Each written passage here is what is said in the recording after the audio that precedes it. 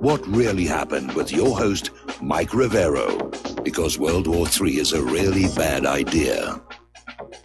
Here is your host, Michael Rivero. And aloha, America. Welcome to our show today. It is Tuesday, February 5th, 2019, getting into the month here, coming up on Valentine's Day. So if you have a significant other and you have not made plans yet, you're running out of time. Also, Gung Hee Fat Choi.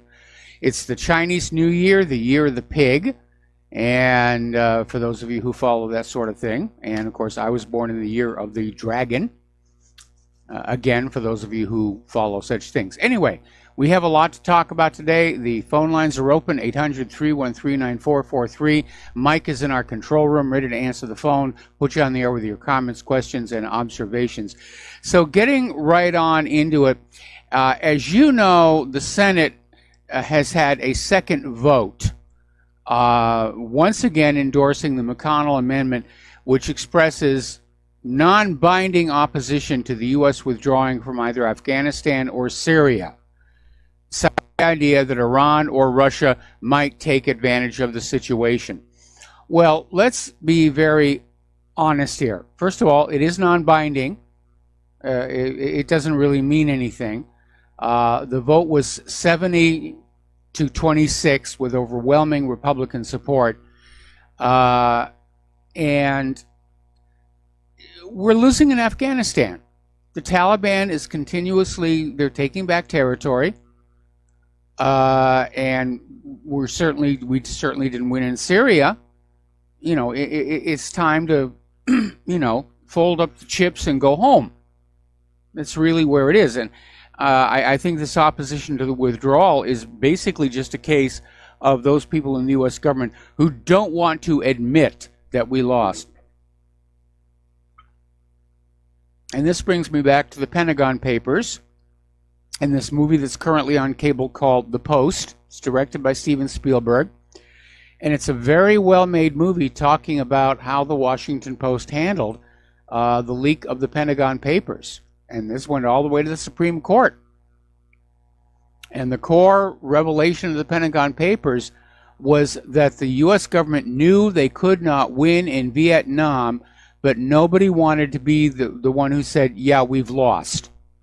So they just kept pouring in money and pouring in young people to get killed and crippled to just keep it going. And that's exactly what's going on in Afghanistan and in Syria. Nobody wants to admit we've lost. So they're pouring in the money, they're pouring in the kids who are getting killed and crippled or hooked on antidepressants or who knows what all else. Not to mention PTSD. And that's really what's going on. And so the Senate came on out and said, we want to stay in Syria and Afghanistan. All right, Senate, if you want to stay there, here's your rifles and here are your parachutes and here's your day-glow orange jumpsuits left over from the CIA torture centers, and watch your heads climbing into that transport and go off and have fun.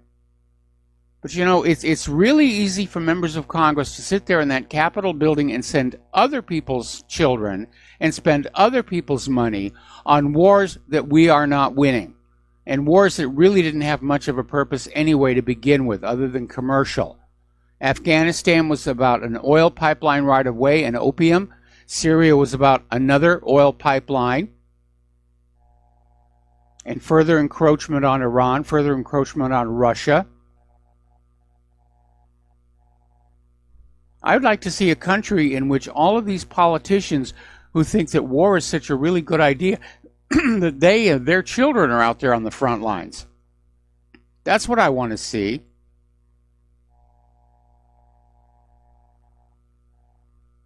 And there's another thing to think about right now. In the middle of this very, very harsh winter, we have homeless American citizens freezing to death in this country.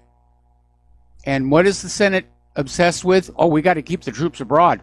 We got to send the troops over there to these other countries and keep them in Syria and Afghanistan here. And those frozen American people, well, God, heck with them. They're homeless anyway.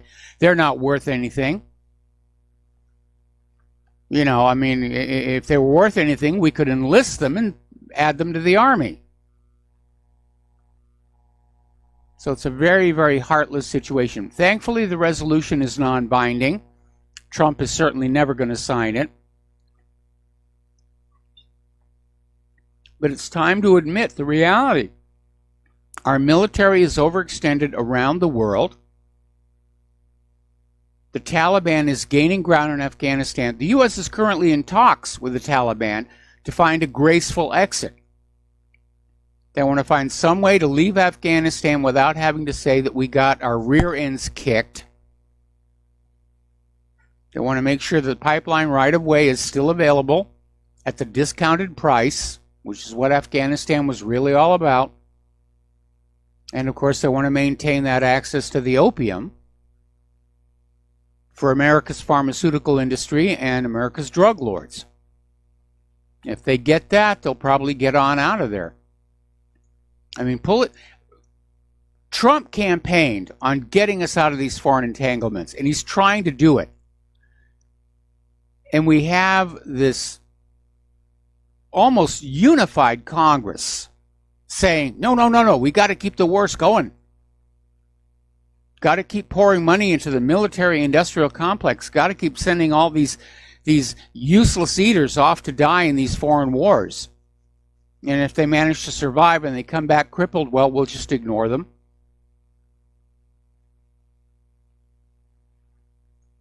Really is rather ridiculous. Anyway, article out of the American Conservative saying that America's withdrawal from Syria must be total. And they're talking about the fact that, you know, Trump is talking about getting out of Syria, but the military is saying they want to keep a remote base in southeastern Syria. Now, basically, what this is saying is the top military and intelligence officials, they aren't ready to give up on their long-standing and bloody approach to the Middle East. And, of course, Syria's government has not given the U.S. permission to have a base. So far, the Syrian war has cost 500,000 lives and displaced 10 million more. Now, the U.S.-led intervention began in 2014, but the CIA was there before that, covertly training and arming Syrian rebels in 2013. And there's no sign of any increase in democracy emerging from the ashes. I mean, Syria is a democracy. Assad won his last couple of elections. America's presence there is just going to accomplish more death and destruction. So they're trying to change now. They're changing once again the reason why we're there. Oh, we have to get Assad out. He's an evil tyrant. All right, well, he's gassing his own people. That proved out to be a lie. Well, we're really there to contain ISIS. Well, it turns out ISIS is working for the U.S. government. So now they're talking about, well, this is part of the strategy to contain Iran. The excuses change. The war goes on forever. Now, the commander of U.S. Central Command has come on out. General Joseph Votel is saying that Trump did not consult him on the Syria withdrawal.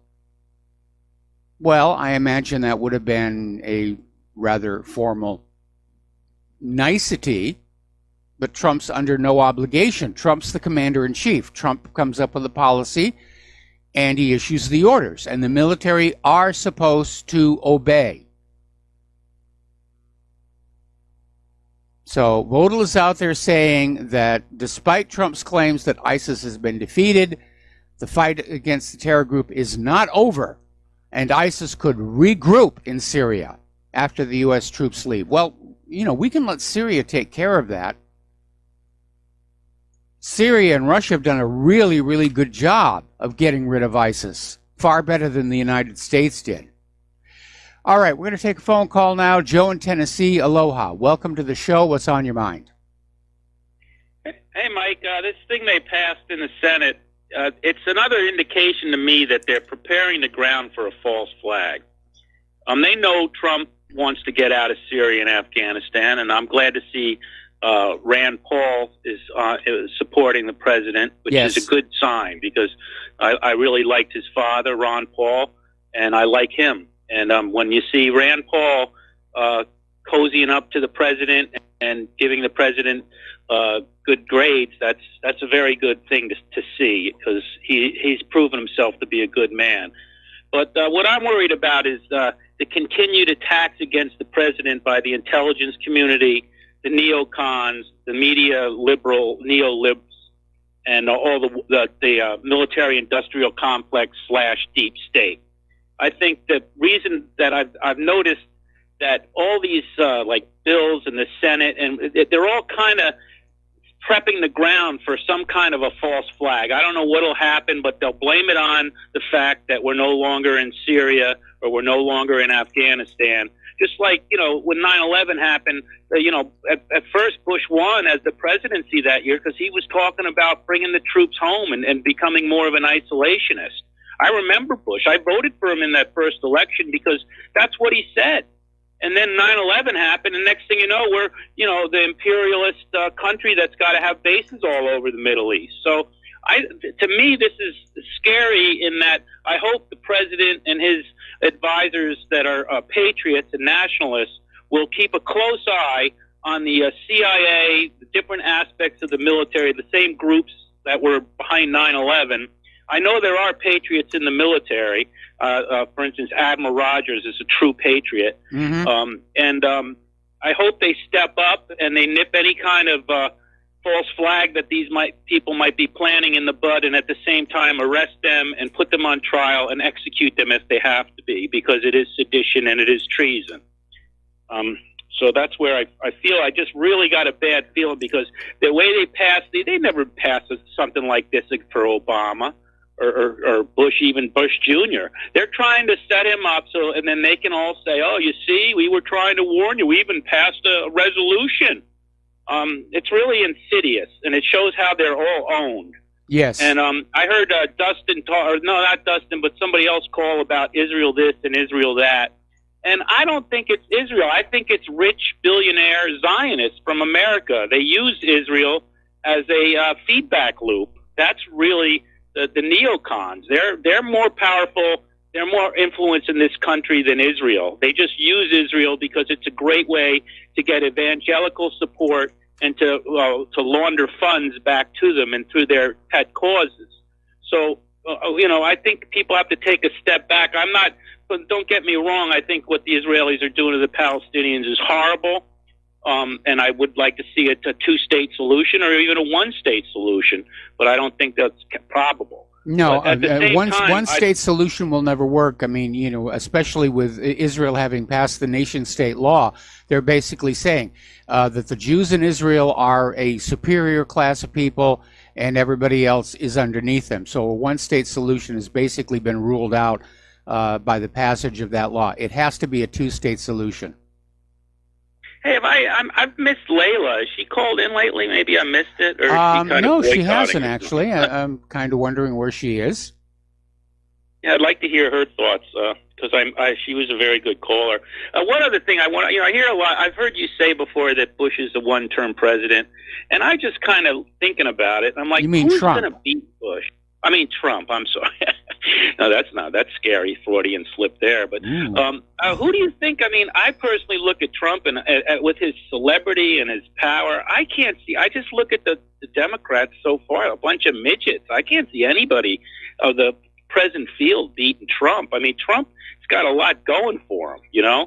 I mean, say what you want about him. I mean, people like celebrity. People like brash people that are good on their feet, and he's in a debate.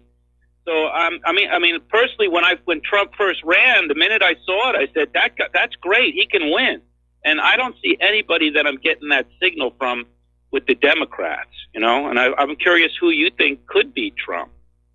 Well, I'm not so concerned about the Democrats because, I mean, it's basically going to be a clown car of a primary at this point. I mean, they're already working to try and eject certain people, like this ridiculous NBC smear against Tulsi Gabbard. But there is the possibility of a primary challenger from the Republican Party trying to basically get the nomination away from Donald Trump. And there might be some serious contenders there, including Rand Paul. On the Democratic side, though, so far, no real heavy hitters. I mean, Bernie Sanders is apparently going to step back in. I like Tulsi Gabbard. She's already under attack. They're going to find a way to eject her before we even get to primary season. The real scary tactic, though, is we're hearing rumblings that Hillary may come back in. Well, as much as I hate Hillary, she does have probably the better chance of all the candidates I've seen now of beating them, because she does have that celebrity, that big name, and I got to admit that Americans go for that. You know, I hate to say it because I'm hoping they put her in jail before lock her up, because she's a threat to this country. I mean, I wouldn't mind seeing Tulsi Gabbard as president, because I don't consider her a threat to the rule of law or the Constitution or the threat to world peace. But Hillary, she's dangerous. I mean, very dangerous. And I'd love to see her be arrested. But it scares me, because I could see, like, the way the media is and the culture is, that it'd be round two, they build it all up, and she deserves it. She got robbed, the Russians, all that stuff. Yeah. So I could see her beating Trump. The only one I could see doing it, to tell you the truth. And that scares me, because she's the most vile of all of the Democrats. She absolutely is. And if 2020 comes down to Trump versus Hillary, I'm going to have to support Trump again. Yeah, I'm a Trump man. I still am. I haven't given up faith yet. I wish he'd start the arrests of all these deep state traitors, and that's probably just a fantasy on my part. But I haven't given up on him. And I think this whole thing with the wall is going to be similar to what I'm talking about with the false flag from the Afghanistan. Only if something goes wrong, it's like what happened in New York with that shooting on the number 7 subway. I used to ride that subway, and believe me, those are MS-13. Those are illegal aliens.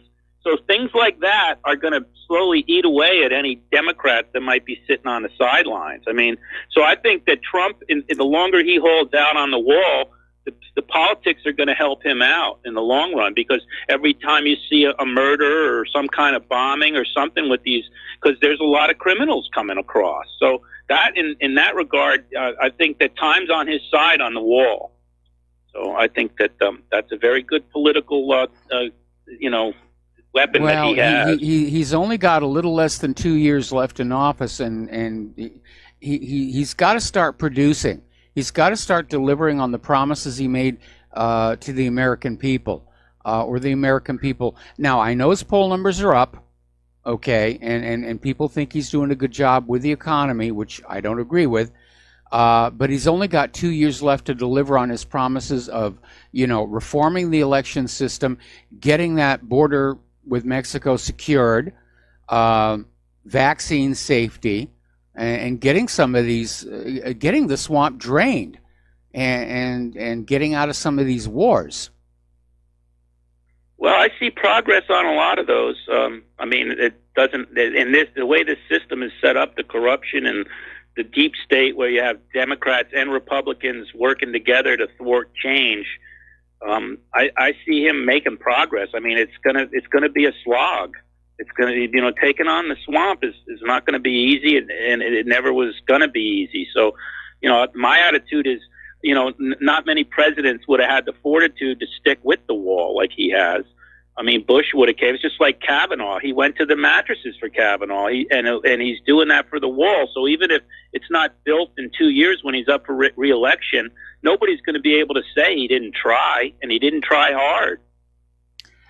Well, I don't know that the American people are going to vote for Trump again just on the wall. They're going to be looking at all the other things that he promised and did not deliver. Anyway, thank you for the phone call. We got to take a break for commercials.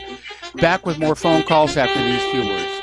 And aloha, America. Welcome back to our show here. And if you would like to help Republic Broadcasting, and trust me, they really do need your help.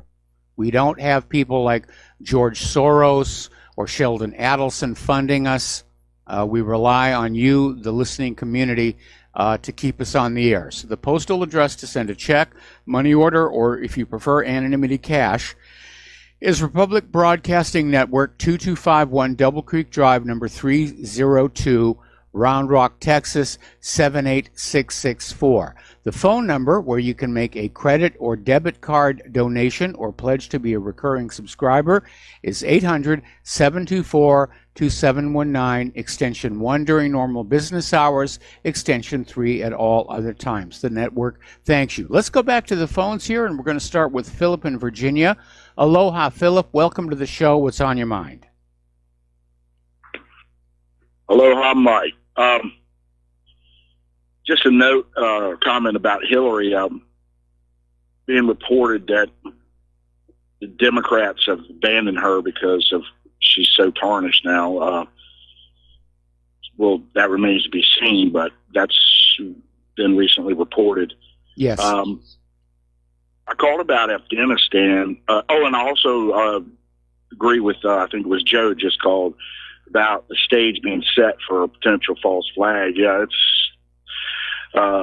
really it's a powder keg, and anything they could play one of these cards again. The Russians are already saying they have intelligence that the U.S.-backed rebels in Syria are going to stage another chemical weapons attack, this time actually inside a hospital, to blame Assad, to justify America re-escalating the war there. Yeah, and you could fade back up your bumper just there, with you got the money, honey, we got the bombs, Yeah. or the chemical weapons. The chemical weapons, yeah. But I called about Afghanistan because you started a broadcast about that. And the recent threat assessment, the mainstream used that to demonize Trump and say, once again, he's at odds with his intelligence agencies and, he's just dangerous, What did you think about the threat assessment? I know that they were correct in saying, that Iran was in compliance with the P5+1. And they talked about Afghanistan and Syria as well, didn't they? What was your view about the threat assessment? Well, were they 100% right, or were they? No, they were very, very much wrong, because remember, they have to hype the threat in order to get more money for the Defense Department. So that threat assessment is basically a sales pitch. We're facing Russia, and we're facing China, and we're facing Syria, and we're facing Afghanistan, and you have to give us more money, for weapons and all these colored things we wear over our uniforms. Yeah, well, I can see that. Also, one more real quick question. It was reported the other day, I was listening to a program, and they were interviewing this guy, and do you know anything about this? You remember the classified material that the president released concerning the JFK?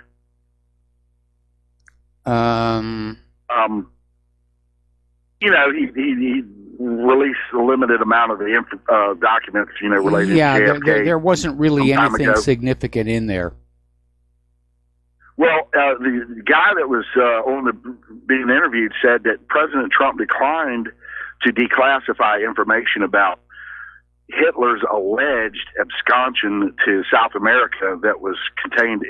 The thing of note, he said that information was contained in the classified material relating to JFK. Do you got any information about that? No, I have none, and I would wonder why anything related to Hitler would be in the JFK files to begin with. But at this point, it's pretty much confirmed that the body the Russians found in Berlin was that of a look-alike. Apparently, there were some DNA tests done on it, and that Hitler did in fact flee to South America and lived out the rest of his life, apparently on this house on the side of a lake. Wow. Well, I wonder why he would. Well, I guess that's one of the deep state secrets that they don't want us to know about. And I asked the same question to myself: why would that information be contained in material relating to JFK? Well, because So I it didn't know if would this was an attempt to muddy the waters, a kookification attempt. well, it would undermine confidence in the Orthodox history we've all been taught in school. And if we find out that Hitler didn't die at the bunker, that he didn't commit suicide, that he did go to South America and live out his life, then we're going to start asking questions about a lot of other things in history. Like, was there really a Holocaust? Anyway, listen, we got to take another break for commercials. Philip, thank you for the phone call. Back with another phone call after these few words. And aloha, America. Welcome back to our show. Let's go back to the phones to Art off the grid. Aloha, Art. Welcome to the show. What's on your mind? Hey, Mike. Unfortunately, it was already 15 minutes into the broadcast when I finally got back home, so I don't know if you brought this up, but this has been eating at me all, I don't know, about 2 or 3 days now, because I learned, have you heard about House Bill 2495 in, Virginia? Yes. Yeah, isn't this interesting how we have this Miss Kathy Tran, isn't that an interesting Latin name there, Tran? Kathy Tran, Democrat from Virginia. She introduces Virginia House Bill 2491, which is the one that eliminated the certain requirements on abortions. And when questioned by a legislator, she was asked, where it's obvious a woman is about to give birth, would that be a point at which she could still request an abortion? And my bill would allow that, yes. Okay, well, let me see. You want to make it legal for, well, pretty much anybody, because we know it removes the guidelines for who can perform an abortion. So you want to pretty much make it where even just like a typical nurse could do it, while at the same time introducing another bill, 2495, which is intended to protect what's known as the cankerworm or the gypsy moth, or also known as the inchworm. So we want to make it legal to do these post-birth abortions, and at the same time, we want to protect the cankerworm from being eradicated from our crops.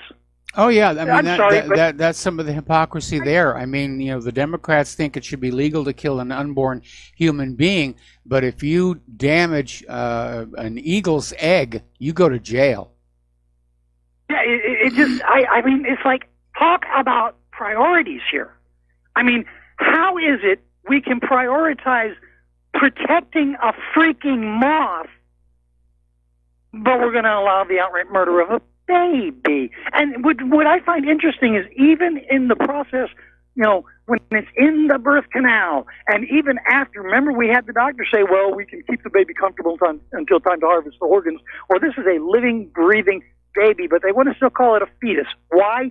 Because it's easier to refer to it as a fetus, because if you call it a baby, well, now you're entering into the territory of murder in a first degree. Yes.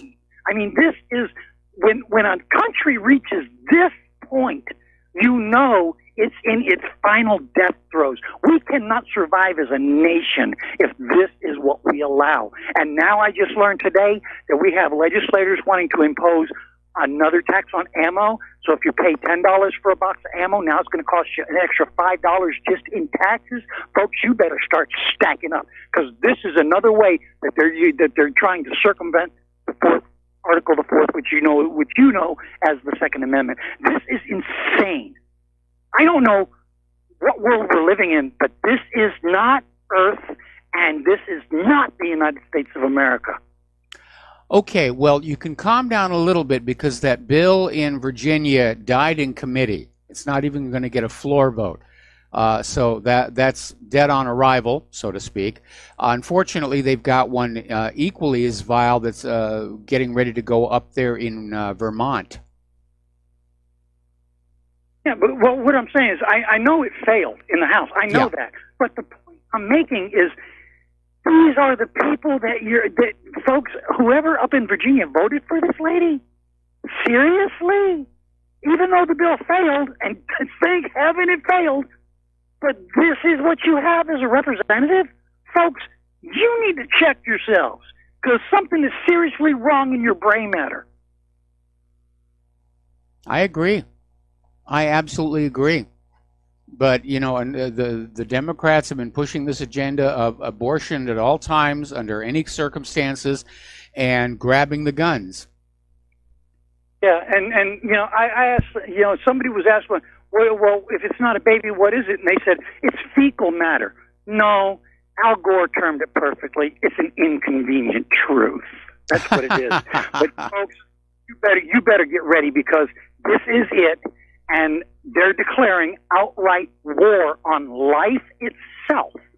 And eventually, if we don't stop this now, eventually they will get one of these bills through. At some point, they will snicker one through. It's a guaranteed. It's a given. They work at it long enough, they'll get it. Why? Because Mr. and Mrs. America, they're not being proactive. Well, again, you know, I don't know that these bills are really going to change the dynamics of birth and abortion all that much, because I really cannot imagine there are going to be all that many women who will carry a baby for 9 whole months and then at the very end, after dealing with all that inconvenience, say, I've changed my mind.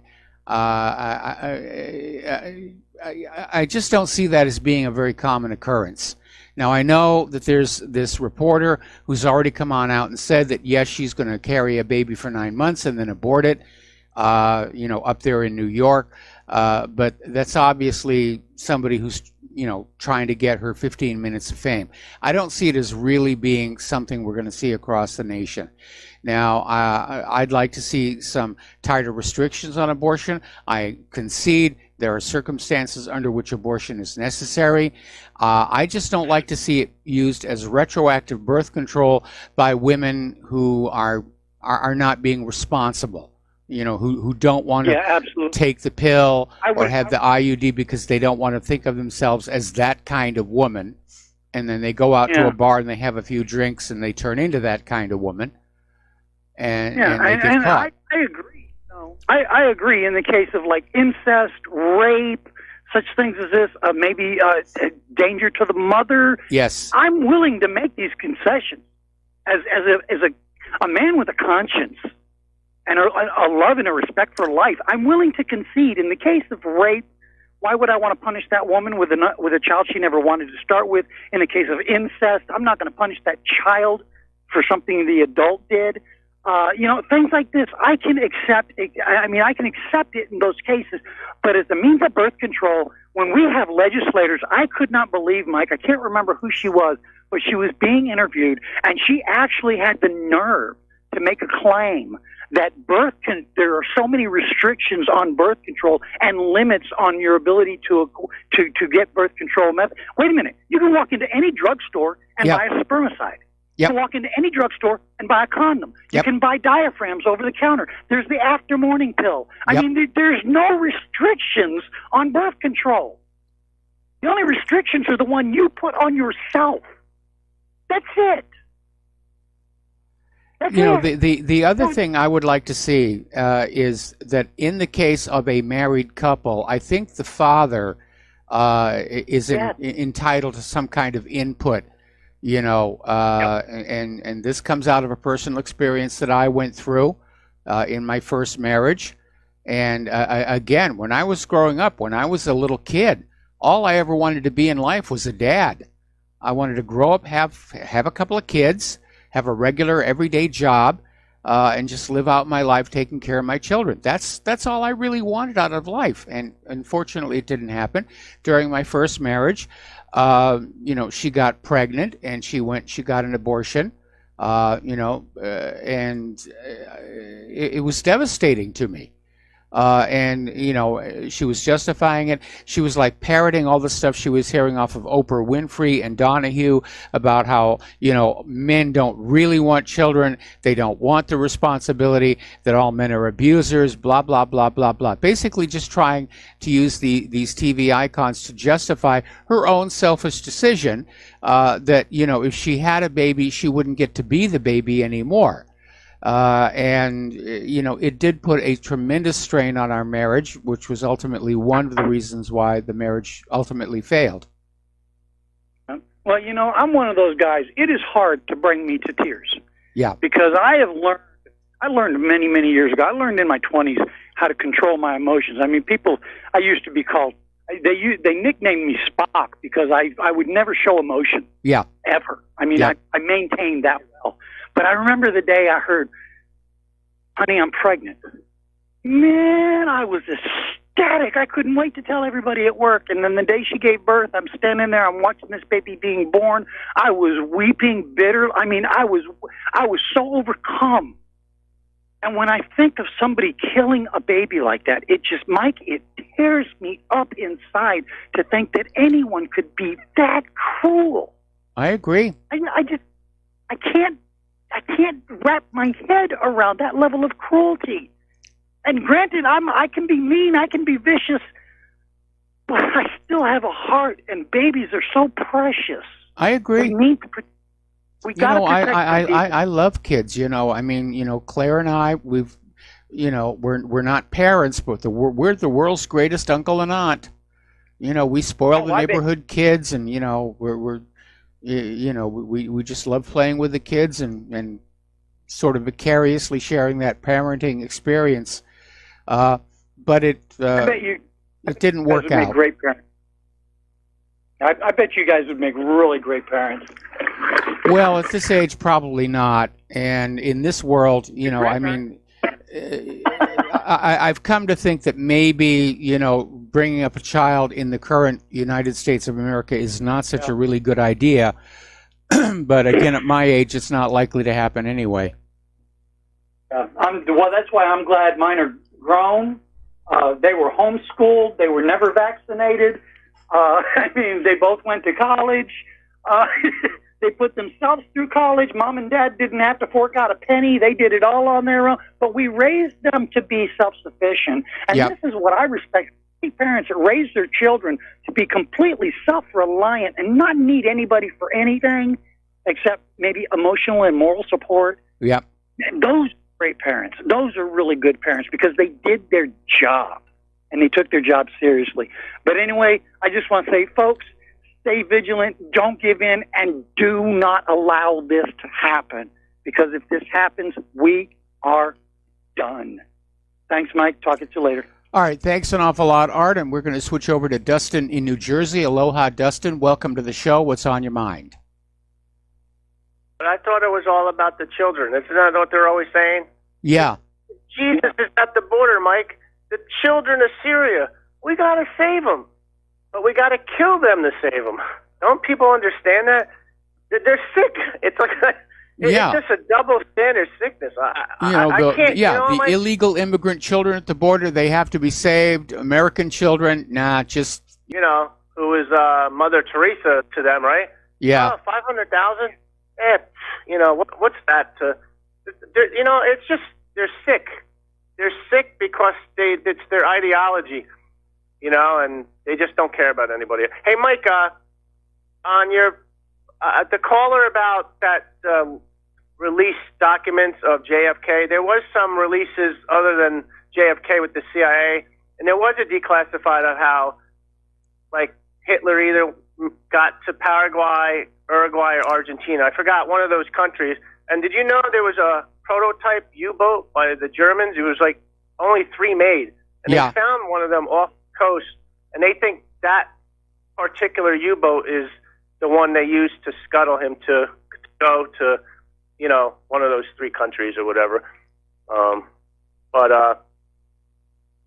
Mike, if you get a chance, if you can watch on RT, it's called Juan Yu, the shadow hand behind Guaido's surprise rise to power. It's about that Leopoldo Lopez.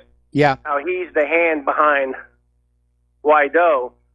And his wife there's a picture of his wife with Trump, Pence, and you know who else? Because that was in that gray zone report by Max Blumer. Marco Rubio is involved in a lot of this. So it's like that trail, And his wife was pulled over in Venezuela, I don't know how many years ago, when she was in Venezuela with $60,000 in a suitcase full of $60,000 worth of bolivars, which is, their currency. Yeah. And she said she was going to buy a car or something with it at the time, with a suitcase full of money. So that money came from somewhere. Yes. This woman gets around too. There's a picture of her with John Kerry, with the Brazilian president at the time, or either the new one or the former one. But this is not a small group. Like, it's pretty big. If you look, it's a ring. Yeah. It's a ring of criminals. That's it. But that's pretty much what I want to tell you about the Venezuela. If you can check out that RT video, it's like called Juan Yu. Who? Okay. And have a good show, Mike. All right, thanks an awful lot. And we're going to switch over to Paul in New Jersey. Aloha, Paul. Welcome to the show. What's on your mind? Hello, Michael. Michael, I'd like to bring up some abortion statistics for some of your listeners because, to be honest, I think a lot of these guys are pretty ignorant. Last year throughout the world, there were about 56 million abortions. Mm-hmm. The lion's share of those were in Asia with 35.8 million. Mm-hmm. Then second on the list is in Africa. On that continent, there was 8.3 million. Then in Latin America, 6.5 million. In Europe, 4.4 million. And on the bottom of the list was North America, 1.2 million. And it's interesting, the incidence of abortion in North America has gone down since the 1990s from 1.6 million abortions on average to the current 1.2. So we've reduced the incidence of abortion in North America, and that's a good thing.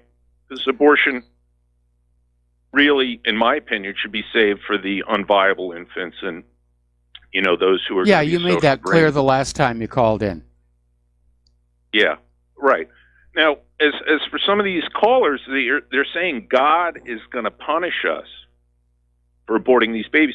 Well, if that's the case, shouldn't God be punishing Asia first, then Africa, then Latin America, then Europe before us? Because actually we have a low incidence of abortion. Well, likewise, first of all, I don't recall any callers saying God was going to punish us, but even setting that aside, it's not like it's on a graded scale. I think the issue that is being brought up here is the law in New York and the law that they were trying to pass in Virginia and the law that may pass in Vermont allows for basically terminating the baby after it's born. And to a lot of people, that's seen as murder, which would be considered a sin under pretty much every religion in the world. I understand that. All right, well, listen, we got to take another break for commercials. So, Paul, thank you for the call. We'll be right back. And aloha, America. Welcome back to our show here, and the phone lines are open right now. So, getting on back to the news here. As I mentioned before, over in Afghanistan, the Taliban are having peace talks with U.S. officials and with the imposed Afghan government. Remember when Afghanistan was first conquered, Hamid Karzai was installed as the president of Afghanistan. Hamid Karzai had been an official with UNOCAL, and he'd been part of the consortium that had gone before Congress back in the 1990s, saying that they wanted to build this oil and gas pipeline across Afghanistan, but the Taliban wanted too much money for the pipeline right of way, so the low-cost option was for the U.S. government to go on in and change the government, and that was the origin of the Afghanistan war, which was basically ready to go on 9/11. And what's interesting to remember, looking back in 2001, in early 2001, it was already in the world's press. The U.S. is going to make war on Afghanistan. It was being covered BBC, Jane's Defense, all of the foreign press. Here in the United States, we were getting, Gary Condit and Chandra Levy all the time. And that was it. And then 9/11 hit, was a complete surprise to us. Oh my goodness, Afghanistan. Afghanistan was behind 9/11. Boom, we're in Afghanistan and the pipeline is being built. The opium is blooming like crazy. Then they turned around and said, well, no, actually Iraq did at 9/11 and we were off and doing that. And that's how these things get done. Anyway, so the U.S. is trying to find a graceful way out of Afghanistan that doesn't look like we lost. So they want to pull out of Afghanistan. They want to leave the imposed puppet government intact, and they're trying to negotiate with the Taliban. Unfortunately, the Taliban, even as the talks are progressing, they're still attacking army bases in northern Kunduz. And 23 soldiers and 3 members of the local police were killed. So I don't think the talks are working all that well. And there is a reason why Afghanistan is called the graveyard of empires. And Great Britain found out about that the hard way. The Soviet Union found out about that the hard way. In fact, the last military commander to successfully capture all of Afghanistan and hold it was Alexander the Great, and he only held it for 3 years. So that tells you just how tough that place really, really is. Now, getting on back to Syria, Trump is already waffling on his calls to withdraw from Syria. Now his justification is we have to protect Israel. We have to keep U.S. troops in Syria to protect Israel. Well, Israel doesn't need us to protect it. Let's be very honest. They have one of the most powerful militaries in the world, including nuclear weapons. Syria is not going to attack them. Syria would like to regain the Golan Heights. They think it's their property. Under international law, it's their property. It's being occupied by Israel, who is already busy harvesting oil and gas from underneath the territory and selling it off. But it is technically Syrian territory. But Syria is not going to carry out a full-on invasion of Israel because Israel would nuke Damascus. All right, we're going to take a break here for station identification. We'll be right back. Aloha, America. Welcome back to our show, hour number 2. The phone lines are open, 800-313-9443.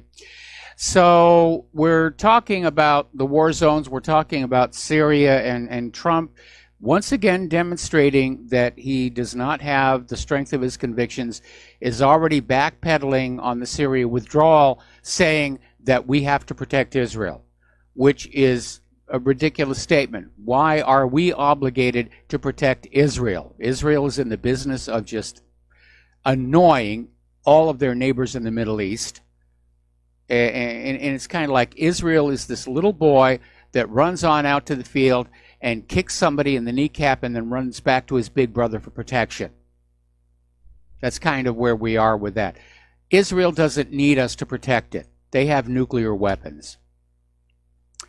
Now, Trump has said we need to stay in Syria in order to watch Iran.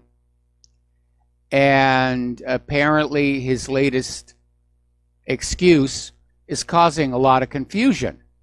The Pentagon said no one told them the mission for the troops in Iraq was ever changed to watching Iran.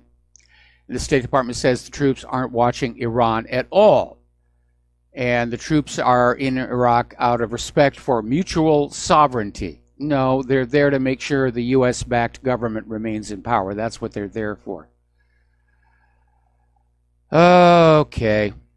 And the government of Iraq is saying, no, we didn't give you permission. We want you to leave. You were supposed to leave. You signed an agreement you were going to leave. We want you to leave. Over in Russia, Sergei Lavrov is saying that terrorists must be prevented from regrouping as the war against Islamic State continues. Now, Islamic State is outlawed in Russia. It's considered a terrorist group. And Lavrov is basically, in a speech at the Kyrgyz Russian Slavic University, said they need to prevent it from coming together. And all who are dealing with the issue admit it is former officers of Saddam Hussein's army dismissed from their positions that are behind all Islamic State operations that prove to be successful. But we need to remember, they are in fact funded and supplied by the United States. That was happening while Hillary Clinton was Secretary of State. They were smuggling weapons from Libya, from the overthrow of Gaddafi, through that consulate in Benghazi, into Syria to give to Al-Qaeda and ISIS. And I suspect that the attack on the consulate served a dual purpose, because they basically burned all the records that would have documented the weapons transfer. But other records came on out. This is a proven situation. The U.S. was backing ISIS and Al-Qaeda. Okay, story coming out of Blacklisted News. Please tell me that the U.S. is not about to go to war with Venezuela. I wish I could. I don't think I can. And it starts out basically saying that as soon as Juan Guaido came on out and said, I'm the president of Venezuela, the U.S. said, oh, yes, you are. Oh, yes, you are. And all of these U.S. allies, like Great Britain, came on out and said, oh, yes, Guaido is the president. He's the legitimate ruler. We recognize him. Russia and China, of course, continue to back Maduro, which has set up a very interesting situation and the potential for a proxy war, a new Vietnam. Now, both Russia and China are deeply invested in Venezuela. I think Russia is owed something like $3 billion by the Venezuelan government. They're not going to walk away from that. Their only realistic option is basically to double down. And that's why this is a very, very dangerous situation for Donald Trump to be getting us into. Meanwhile, John Bolton is coming on out there, and his latest tactic is to basically blockade Venezuela and starve the people of Venezuela into submission. Well, they're already starving because of decades of U.S. economic war, and blockading and starving hasn't really worked against the people of Yemen either. But the man is definitely a sadist. He just loves to do this sort of thing. Oh, we're going to starve them into submission. Yeehaw!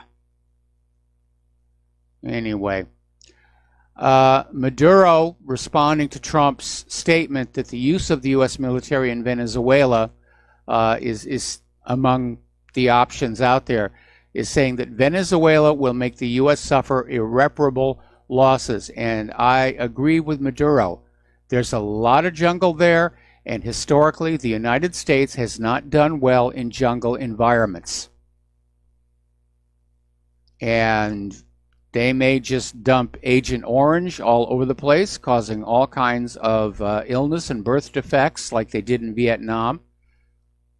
But it didn't change the outcome of Vietnam. Anyway, we're going to do a shout out now to our on-air affiliates who are just now rejoining the nation here.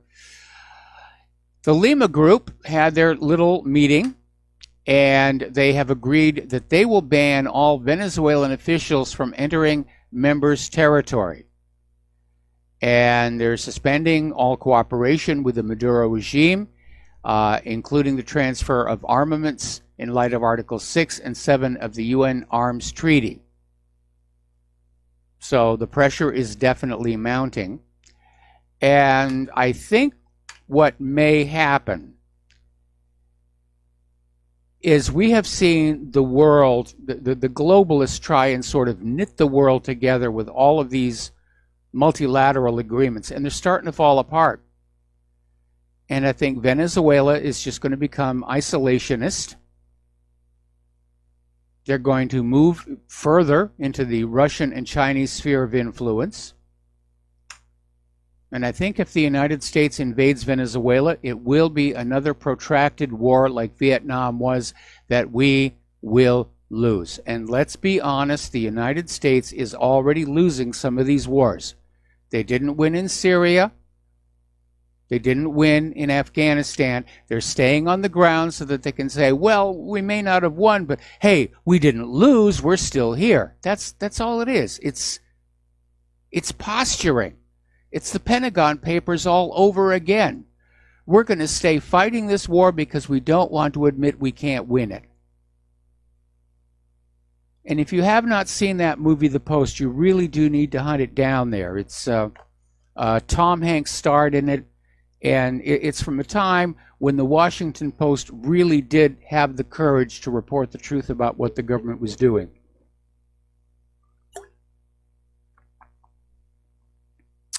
I wish they still did. Alrighty. Now, Russia has sent 400, what they describe as military contractors, to Venezuela in support of Maduro. One report is saying these are Spetsnaz, Russian special forces. These are Russia's baddest hombres.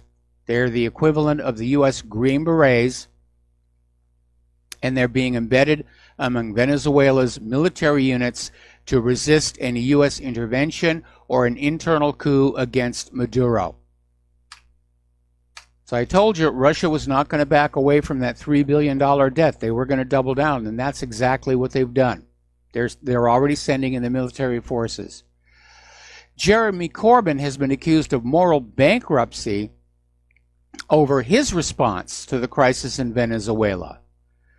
And it's rather amazing because prior to this whole upset with Guaido, key Labour Party figures had previously praised the socialist leadership. So look how fast they changed. Corbyn basically is refusing to back calls for Maduro to stand down, saying the future of Venezuela is a matter for Venezuelans to decide. Same thing Tulsi Gabbard was saying. And he's absolutely right. We don't like it when another country comes into this country and meddles in our political process, like Israel does. So why are we doing it to other countries? Anyway, because of the sanctions right now, there's a flotilla of Venezuelan oil tankers literally stranded in the Gulf of Mexico. And they're just sitting there. Now, Maduro is trying to boost Venezuela's oil output to 2.5 million barrels per day. It's currently a little less than 1 million barrels per day right now. And he's going to sell it to other countries for currencies other than the US dollar and try and get some money flowing into the country to take care of, the country and his people. First and foremost, obviously, he's got to pay his military. Now, Paul Craig Roberts came out with an article, and he's talking about the INF Treaty. And why did the U.S. suspend the INF Treaty with Russia? It's not just a matter of Trump breaking treaties or the will of the establishment. It's part of a long, involved process. Washington withdrew from the INF Treaty as part of the attempt, ongoing since the Clinton administration, to achieve military hegemony over Russia. Clinton broke Washington's word and moved NATO to Russia's borders. George W. Bush withdrew from the anti-ballistic missile treaty in order to create a shield that would give Washington a first strike advantage over Russia. I don't know how well that's going to work. Russia responded with hypersonic missiles that cannot be intercepted. Trump withdrew from the INF Treaty in order to place missiles on Russia's borders that permit Russia no reaction time. And of course, the other reason for pulling out of the INF Treaty is Washington wants to deploy intermediate-range nuclear missiles against China, which was never part of the INF Treaty. But the short version of all of this is that Europe is now one step closer to nuclear war. Now, for more than 30 years, the INF Treaty was one of the cornerstones of the international security system.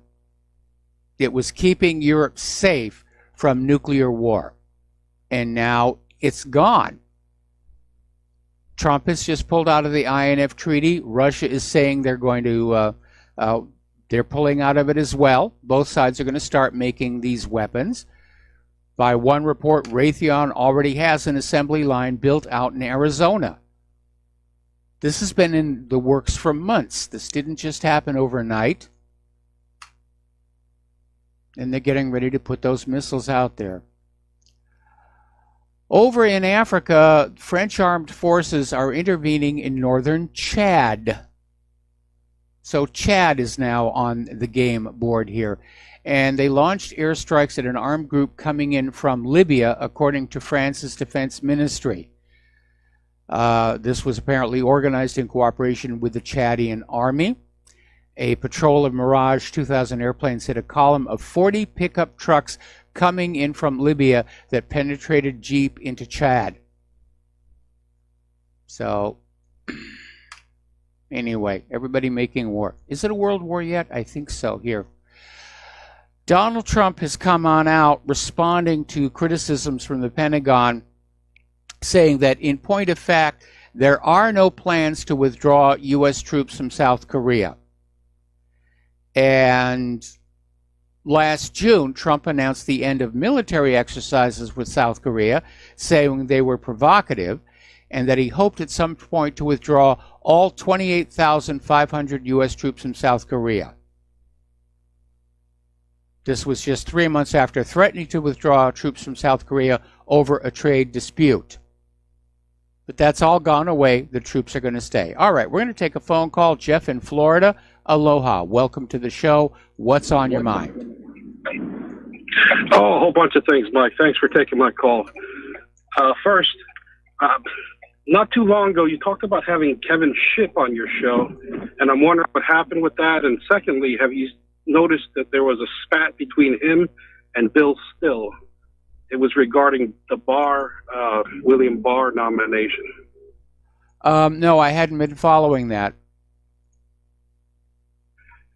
Yeah, Kevin Shipp came out with trying to explain that Barr is a deep state operative, and then he got a little flack from Bill Still for that. Bill Still basically attacked his credentials. That's an interesting couple of videos to watch. Yeah, I imagine they would be. I mean, I have a lot of respect for Bill Still. He does some very, very good work. But I would be in agreement that Barr does seem to be another deep state operative. So that brings up the next problem, and that's 2020 election. And I've been following Peter Schiff. He's an economist. He's got a podcast that I enjoy. And he talks about how no president really wins in a recession. A sitting president wins in a recession, and he's predicting a recession this year. Mm-hmm. And that the next president's going to be a socialist. So we're going to be in a big bind with a bunch of socialists running our government. So my comment is, like Venezuela, I wouldn't mind a little help from another country to unseat the socialists. That's all I had. I'll take it off the air now. Okay, well, again, Jeff, Venezuela has an honest election system, about as honest as you can find on planet Earth. They had international observers for the last election. Maduro won, and he won by a sizable margin. And I'm in agreement with Jeremy Corbyn and Tulsi Gabbard in saying this is for the Venezuelans to decide. And what's going on with Juan Guaido is an attempted coup to basically, it's an anti-democratic process to seize power. Anyway, all right, another phone call. Milton in Pennsylvania. Aloha. Welcome to the show. What's on your mind? Yes, Michael. Does anybody out there have any input on Walmart possibly using facial recognition? Because in my Walmart in this area, there's like 40-inch monitors, big TV monitors. And when you walk past them, like Facebook will make a square around your face and stuff, and it'll go down to your shoes and stuff and make these little squares and all. And I went to the manager and I says, hey, is that face recognition? And he says, I really don't know. But I said, well, if it is, you should make it so people know this. Well, again, I think we're all very concerned about how heavily we're all being surveilled constantly, and I'm not sure why Walmart would be doing that unless they're looking for people who are known shoplifters or something like that. But I'm surprised the manager wasn't able to inform me what's going on. But you're right. The fact that the system is drawing rectangles around your face would suggest that it is a facial recognition system, or at least they're taking pictures of people coming in and out of the stores. But we know a lot of retail places, they have security cameras because in the tight economy, shoplifting has become a major problem. But that don't make it right. I mean, I don't know what shoes you're wearing. If you bought them at Walmart, about a little bit of privacy. Well, you can choose not to go to Walmart, or you can choose to just say, I've really not going to worry about it.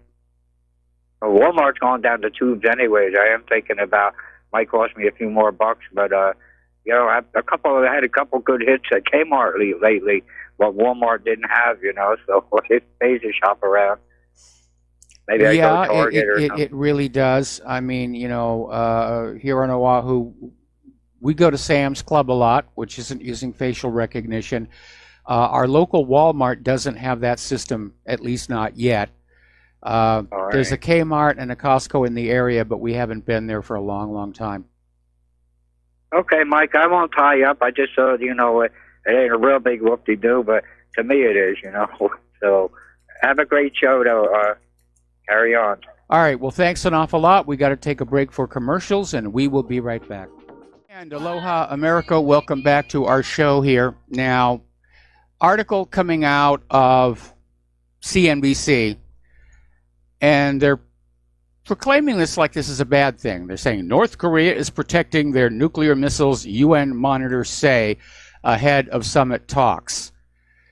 And they're saying that North Korea is working to ensure its nuclear and ballistic missile capabilities cannot be destroyed by military strikes. Duh, yes. Every country does that, including the United States. If you look at the United States nuclear missile silos in the Midwest, they are hardened against military strike. And of course, North Korea is going to do exactly the same. But they're coming on out and saying this, how dare they? How dare they protect their nuclear and ballistic missile capabilities against us? Don't they know that we, as the exceptional nation, have a right to just come on in there and blow them up whenever we feel like it? It's really rather ridiculous. It really, really is. Okay, Russia's top diplomat, Sergei Lavrov, rented lips, is saying that the U.S. deploying missile launchers to Japan is a violation of the Intermediate Range Nuclear Forces Treaty. And he's basically talking about launchers in the Kuril Islands, which the U.S. has done. And he says that was a violation of the INF Treaty. So they're going to go on basically blaming each other. U.S. said Russia's in violation. Russia saying the U.S. is in violation. Unfortunately, there's an adage, everybody has to agree to peace. But it takes only one person with the weapon to keep the war going, and that's what's going on right now. And there are just way too many people in this country who think war is a really, really good idea. The bankers are drooling over lending money for the war, making huge amounts of interest from the next several generations. The military-industrial complex, all those defense contractors, they're just rubbing their hands in glee at all the money it's about to pour in on them for all these new weapons.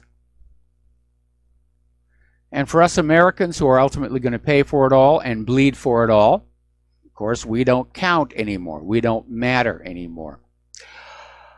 Okay, not too long ago, there was a series of billboards on display across Southern California featuring Nelson Mandela.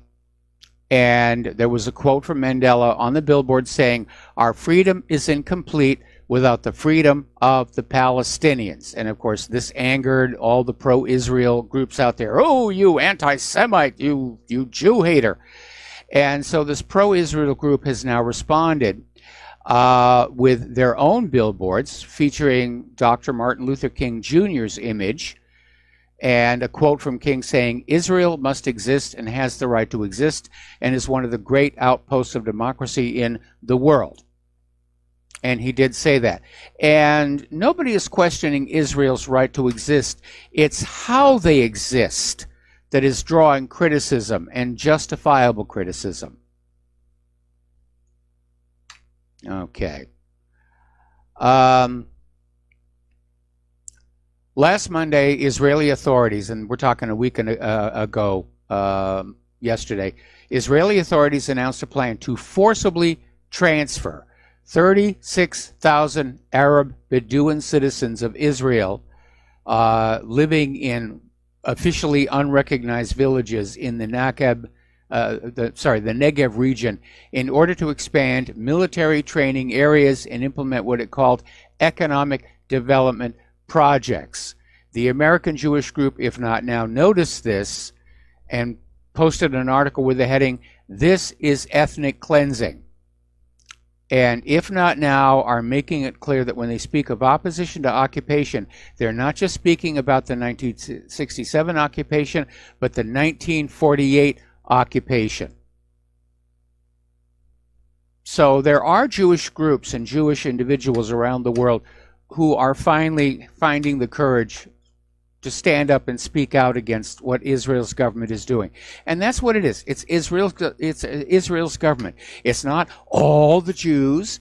It's not even all the people of Israel. These are actions by a government. A handful of people are making these decisions. And we have a right to criticize them. That is protected by the First Amendment. And Israel supporters in this country are trying to undermine that with these laws to criminalize criticism of Israel.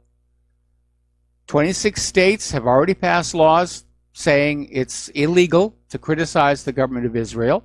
Another 14 getting ready to do so, as I understand it.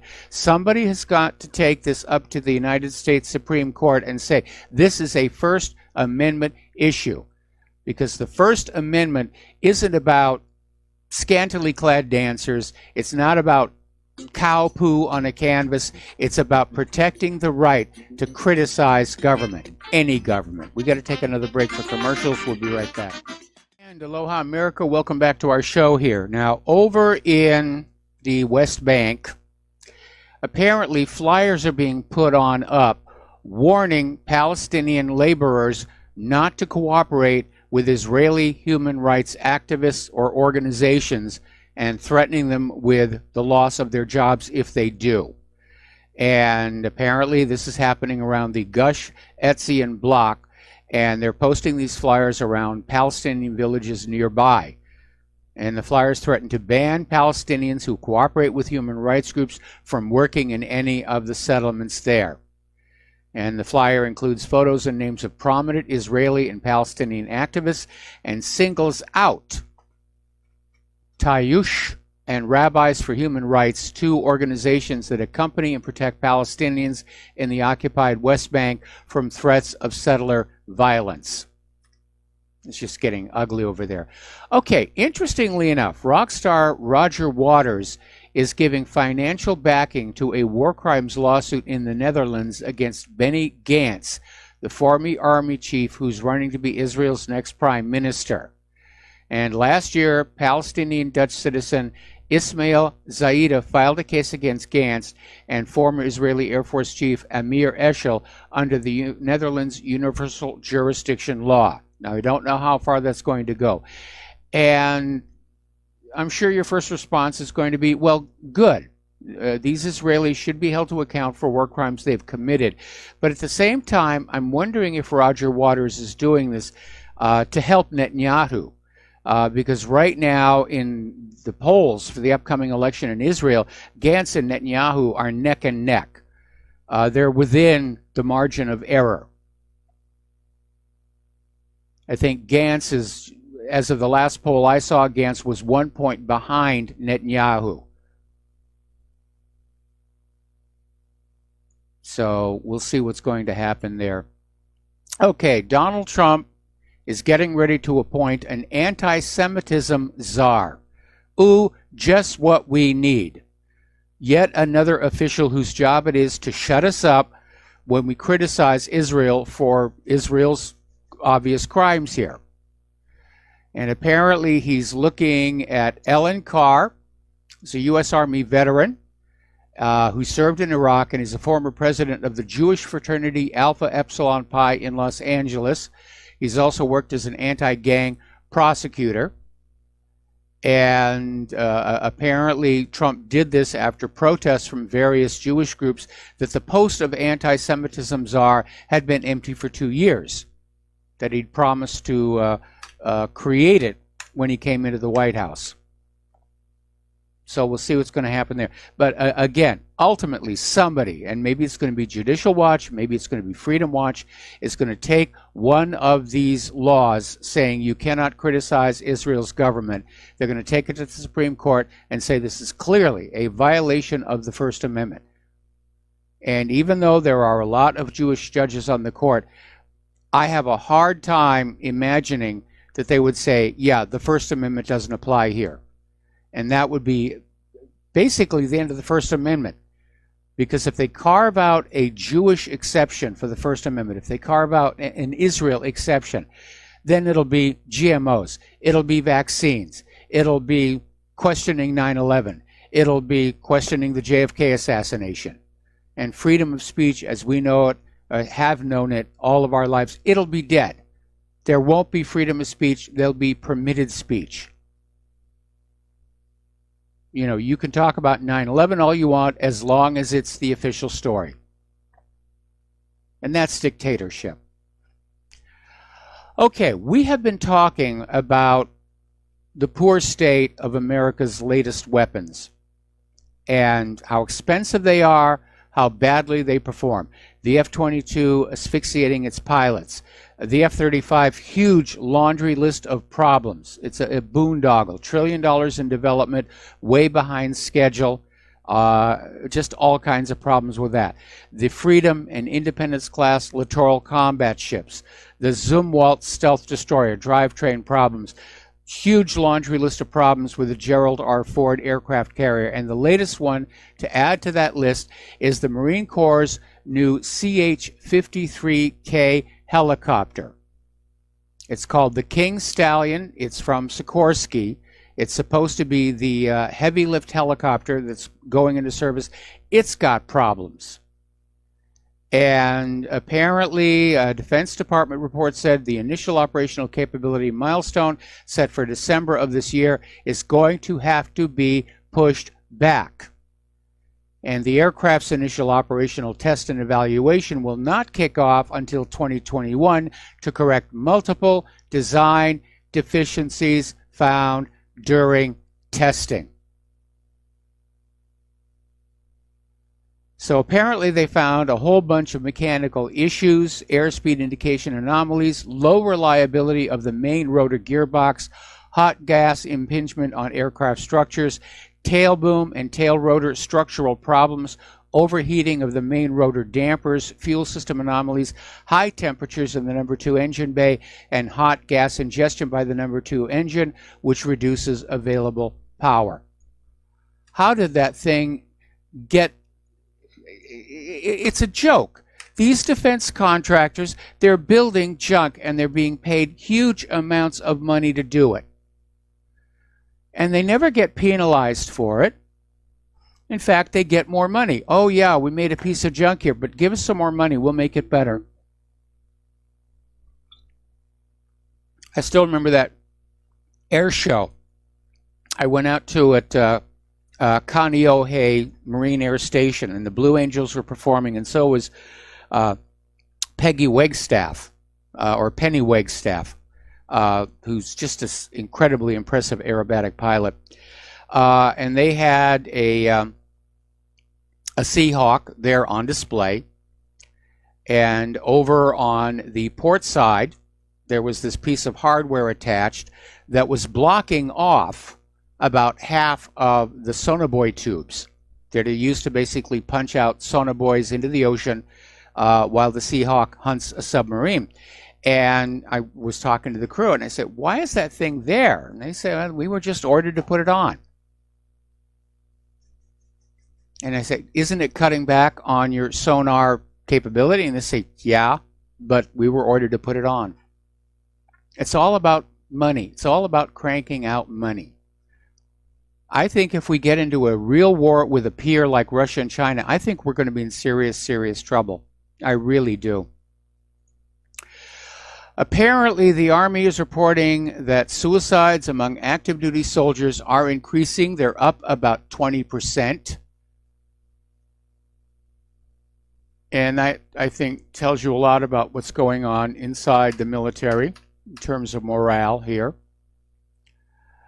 Sinclair Broadcasting Group recently ran an on-air promotional message warning viewers about false news on competing media outlets, and needless to say, the competing media outlets were not at all happy about that.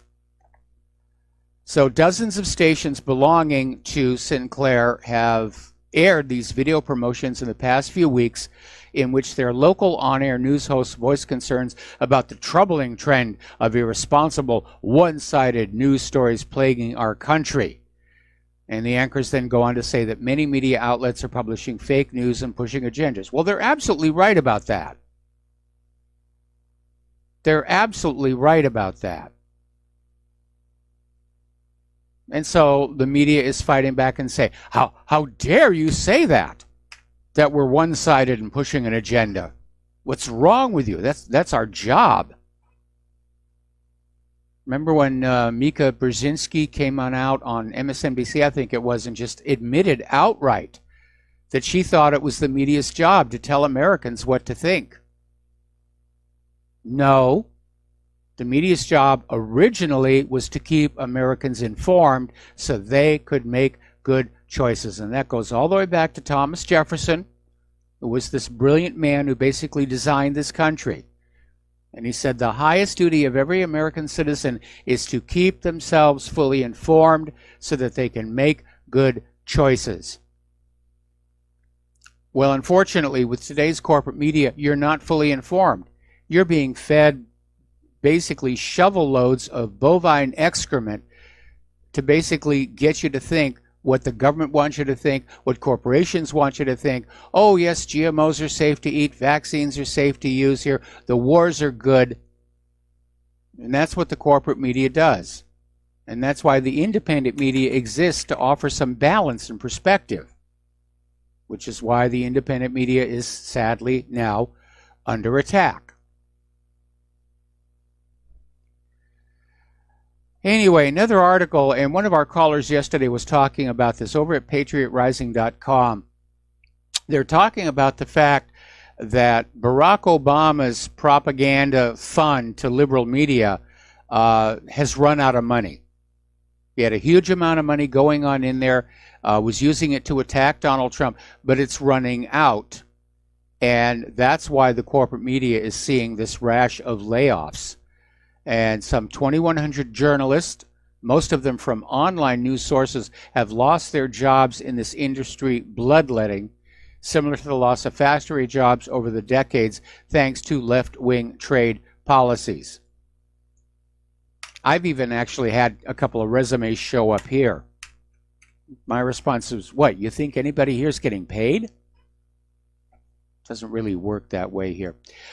Apparently, there was one courageous journalist, Diliana, I'm going to have trouble with this last name, Gaitanjeva, who wrote a report for Trud newspaper based in Sofia, Bulgaria, which found that an Azerbaijan state airline company was regularly transporting tons of weaponry to Saudi Arabia, the United Arab Emirates, and Turkey under diplomatic cover as part of the CIA covert program to supply anti-Assad fighters in Syria. And those weapons ended up in the hands of ISIS and al-Qaeda terrorists in Iraq and Syria. So unfortunately, this reporter was detained, interrogated, and ultimately fired. How dare you report the truth in the media? How dare you report the facts? We're in the business of lying. Reminds me of that line from V from Vendetta. You know, we're not in the business of making the news. That's the government's job. All right, getting to our domestic politics here. As you know, tonight's the State of the Union speech. A lot of people are looking forward to it. Some are dreading it. Trump is expected to talk about the border wall. He's expected to talk about the wars. He's certainly going to talk about the economy now that it's looking good. And his poll numbers are up. He's definitely, his poll numbers are up. He's got about a 50% rating, which for first-term president in his second State of the Union is not really bad here. Maxine Waters, on the other hand, has just gone on this tirade. She's just screaming at people to not watch the State of the Union. They weren't able to block it. Nancy Pelosi wasn't able to prevent it from happening. And so Maxine is out there saying, you know, turn the television off, watch something else, don't watch it. And apparently Waters, in a quote in Essence magazine, say, I don't even know why he wants to come and give the State of the Union. Well, it's one of the few times when he can talk directly to the American people outside of Twitter. And that was the very reason why Nancy Pelosi tried to stop it. Right now, everything Trump is saying, if it doesn't come through Twitter, it's being filtered and spun by the corporate media to present a false image of what the president is thinking, saying, and doing. So this is his opportunity once a year to come on out and say, this is really what's going on. And so everybody should watch the State of the Union or record it for later viewing and see what's really on his mind. But Maxine Waters, oh, horror upon horrors. The president is going to talk directly to the people. We can't have that. Okay. Now let's talk about Tulsi Gabbard. Tulsi Gabbard officially announced her 2020 campaign this last weekend. And Claire and I decided not to go because thunderstorms were forecast. And I don't like driving in downtown Honolulu, even under the best of circumstances. She did have a fairly decent crowd show up. And there was entertainment, and there was speechifying, and looked like it was a real good deal. NBC News responded to Tulsi's comment that we should leave the future of Venezuela up to the Venezuelans by coming on out and saying, well, she's obviously a Russian asset because that's exactly what Putin is saying about Venezuela, that the Venezuelans should choose their own future. How dare they? How dare they say that Venezuela belongs to the Venezuelan voters? So NBC News came on out with a story last week claiming that experts who track websites and social media linked to Russia have seen stirrings of a possible campaign of support for Hawaii Democrat Tulsi Gabbard. See how tenuous this whole thing is. They've seen stirrings. Stirrings of a possible campaign. The whole story, though, is a complete sham. The only expert cited by NBC in support of its claim was the firm New Knowledge, which just got caught by the New York Times totally fabricating Russian troll accounts on behalf of the Democratic Party in the Alabama Senate race to manufacture false accusations that the Kremlin was interfering in that election. You absolutely cannot trust anything the corporate media tells you. Just get that through your head right now. Now, Tulsi Gabbard, understandably, is a little bit miffed. And she lashed out at the neocon and neolib warmongers at NBC News, after NBC was exposed, trying to smear her as a Kremlin stooge. So anyway, we're going to take another break for commercials. We'll be right back after these few words. And aloha America, welcome back to our show here, and let's start talking about the economic news here. And I know the polls are showing the American people think Trump is doing a good job with the economy. I am not so sure, mostly because of so much information that's being put out there that we know to be inaccurate, like the jobs report and the inflation numbers and the GDP numbers. Right now, the U.S. national debt is about to cross the $22 trillion mark. $22 trillion with a T. as in tango. So I'm looking at this article that's over in Blacklisted News, and it's talking about debt exhaustion.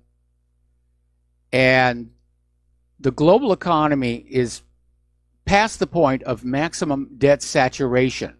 It can't support the debt it has. The next step is debt exhaustion. And they make the point that just as the military tend to want to fight the last war, central banks are always fighting the last financial crisis. And of course, the global financial crisis of 2008 was primarily one of liquidity. Markets froze up as a result of the collapse of the subprime mortgage sector, the mortgage-backed security fraud. And now we're looking at that as a lot worse. The central bank solution to institutionalize commoditized fraud was to lower interest rates to zero and enable tens of trillions of dollars in new debt.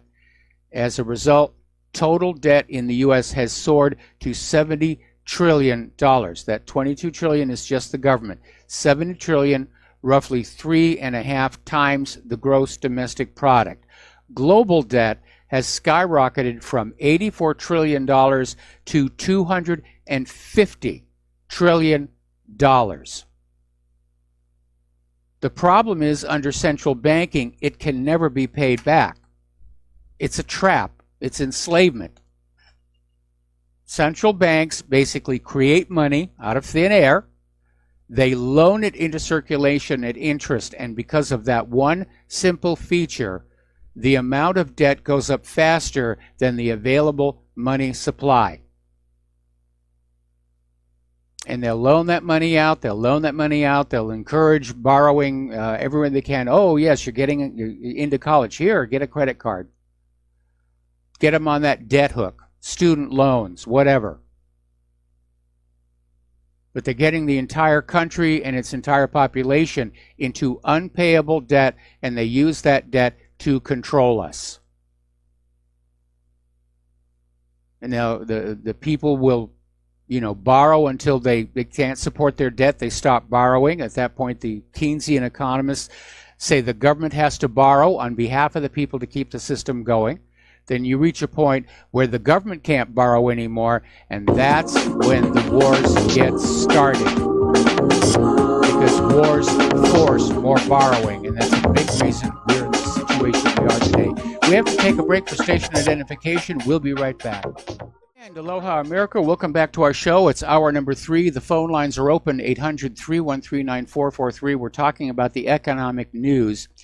And over in the Middle East, OPEC's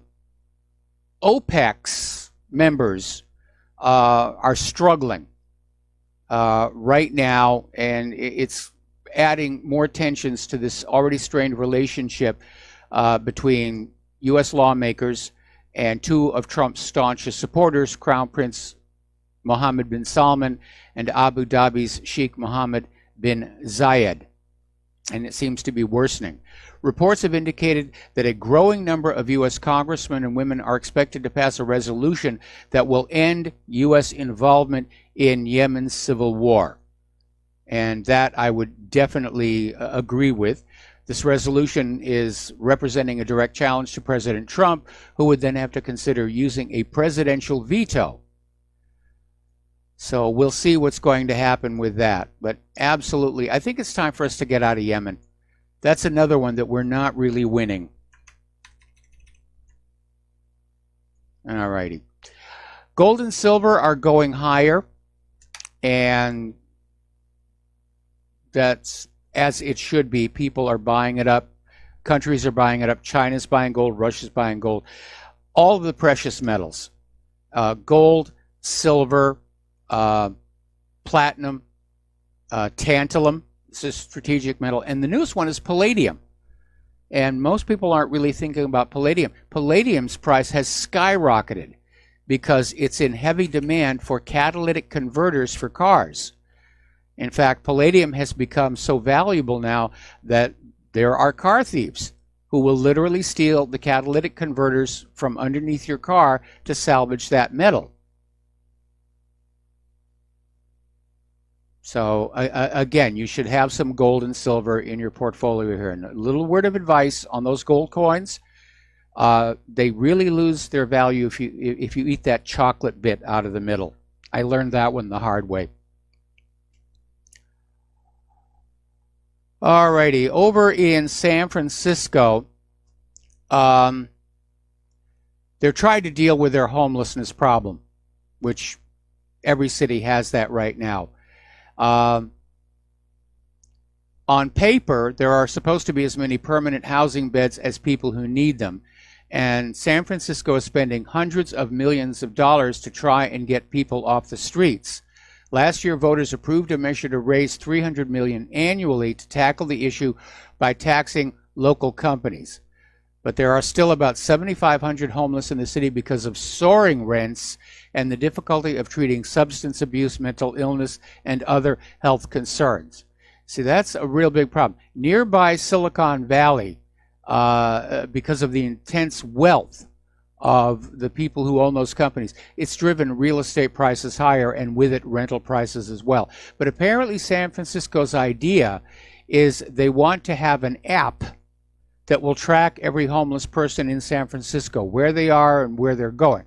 Now, where this falls apart is, does every homeless person have a smartphone? Or is San Francisco going to be handing those out as well? But again, as I mentioned earlier in the show, you have to look at this very bizarre situation where we have homelessness all across this country. We're being told the economy is great, but we have this massive homeless problem. We've got 8,000 homeless people just on the island of Oahu, and this is not a large place. And Congress is busying itself fighting the border wall and voting for more wars. So, okay. Pepe Escobar came out with an article about how Make America Great Again has missed the Eurasia train. Now, if you're like me, back in 2016, when you saw that slogan, Make America Great Again, you probably thought, we're going to go back to being a manufacturing powerhouse. We're going to rebuild our GMO-free agriculture. We're going to repair our roads, our bridges, our infrastructure. We're going to make America great again. It didn't work out. We're still a military empire, and it's getting worse. And Pepe Escobar in this article is basically saying that that is the main difference between the United States and China and Russia. China and Russia are basically going down that path of increasing their manufacturing, their agriculture, increasing trade.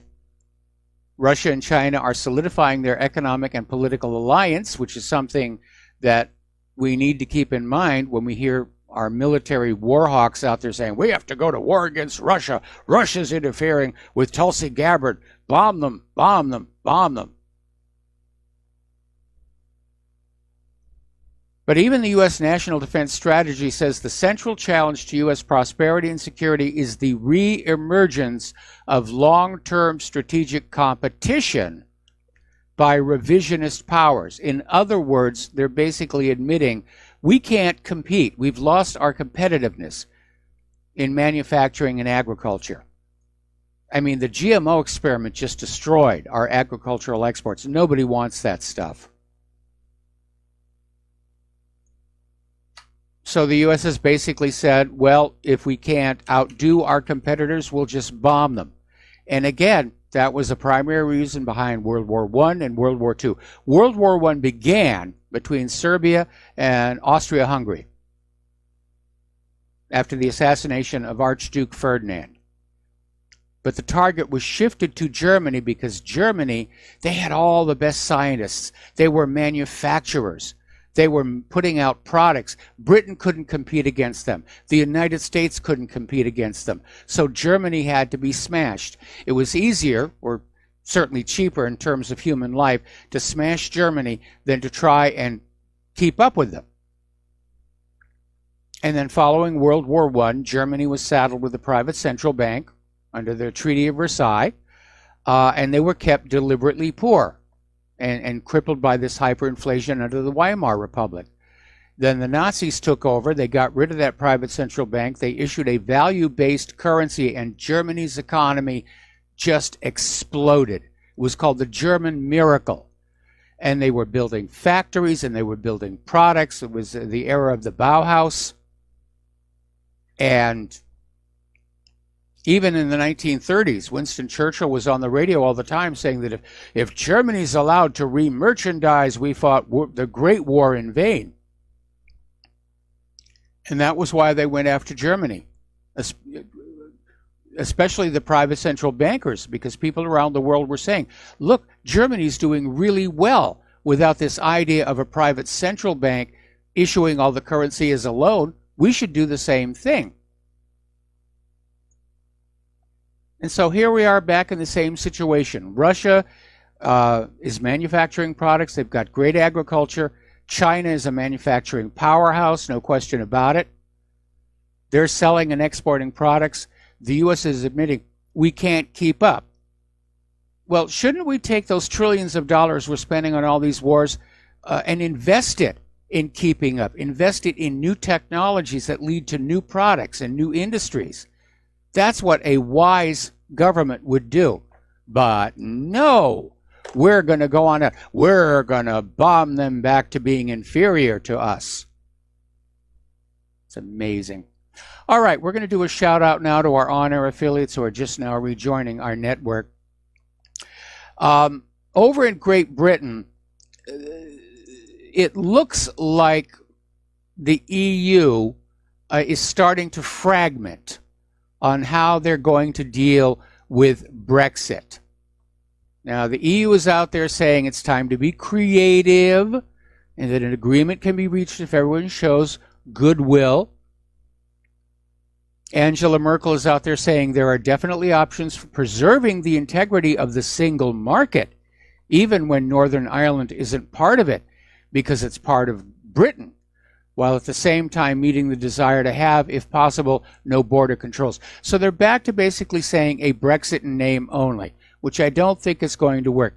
If the government of Britain does not deliver on Brexit in a meaningful, real way, I think there's going to be violence in the streets. The British people have shown tremendous patience. I mean, they voted for Brexit. They want out of the EU. They're tired of the open borders. They're tired of the influx of refugees and migrants. And they want it to end. They want it to stop. And I think they're getting very, very upset with their government that it's not being delivered. Okay, we're going to take a phone call now from Dan in Washington State. Aloha, Dan. Welcome to the show. What's on your mind? Hello, Mike. Thanks for taking the call. I wish I was in Hawaii. It's 25 degrees here in Spokane, so. Yeah, well, it's 80 here. Just question about, this Rothschild control of the central banking. I read a story that Rothschild helped fund the Bolsheviks and that him and Lenin used to play chess together. But is this, I don't know what source do you use to get, authority on that? Because when it comes to who controls the central banking, is it Rothschilds? They just deny it, and you can't really tell. I can't find a... I think there are actually 5 families who control the Federal Reserve in this country. I don't know about the other countries, but there are 5 families. One, Rothschild, certainly. The Rockefeller, I think Warburgs are another one, and I forget the other 2. Now, is that...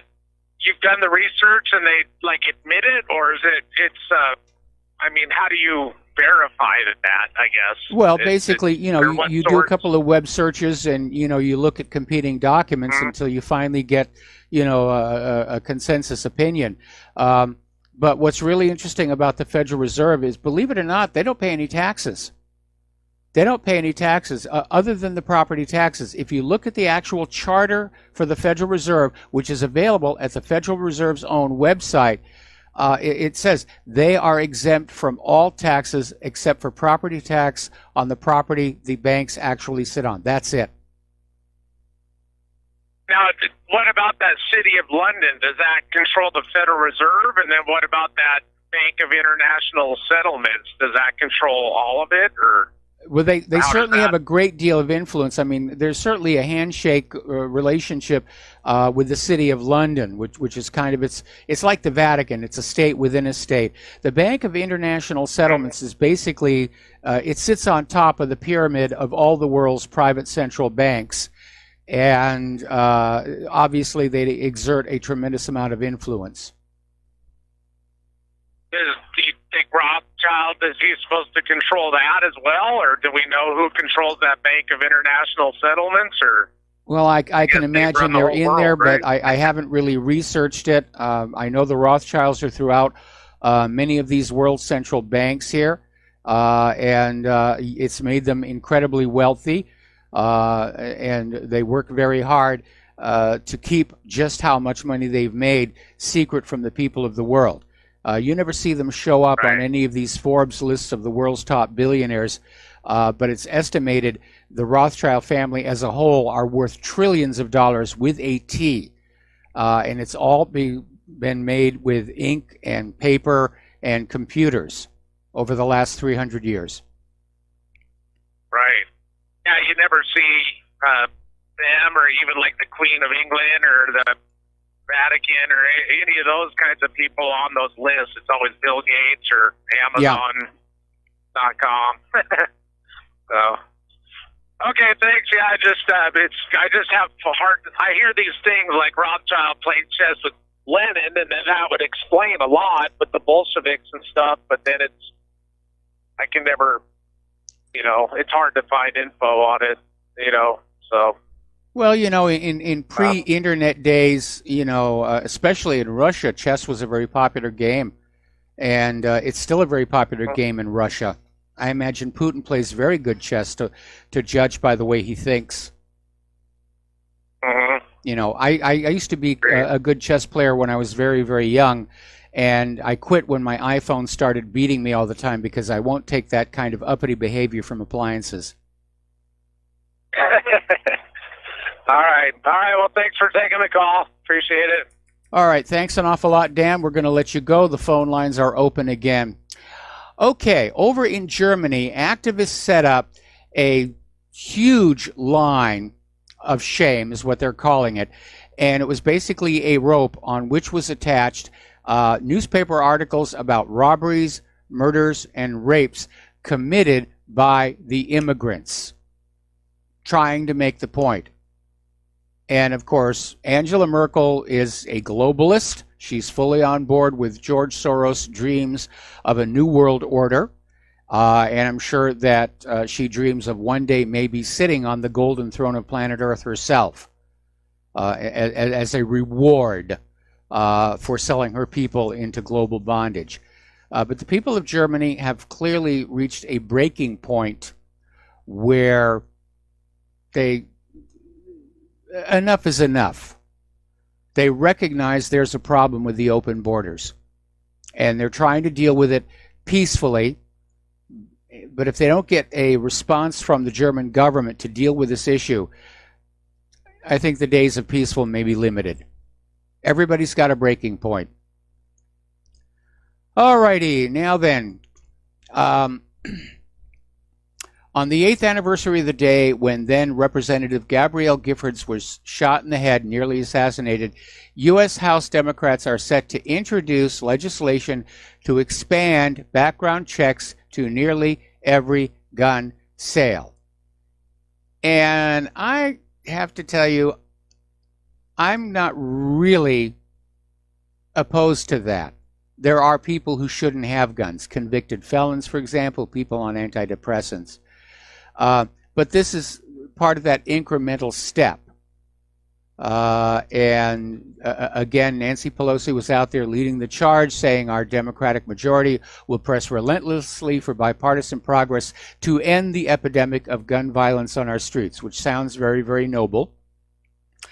There's only one problem, okay? As the Department of Justice itself recently admitted, gun laws don't work because criminals get their guns through illegal means. And you're not going to get rid of gun violence in the streets until you deal with the cause of the violence, not the tool. I mean, if you look at countries where guns have already been banned, the violence is still going on with knives, like in London, baseball bats, beer mugs, whatever.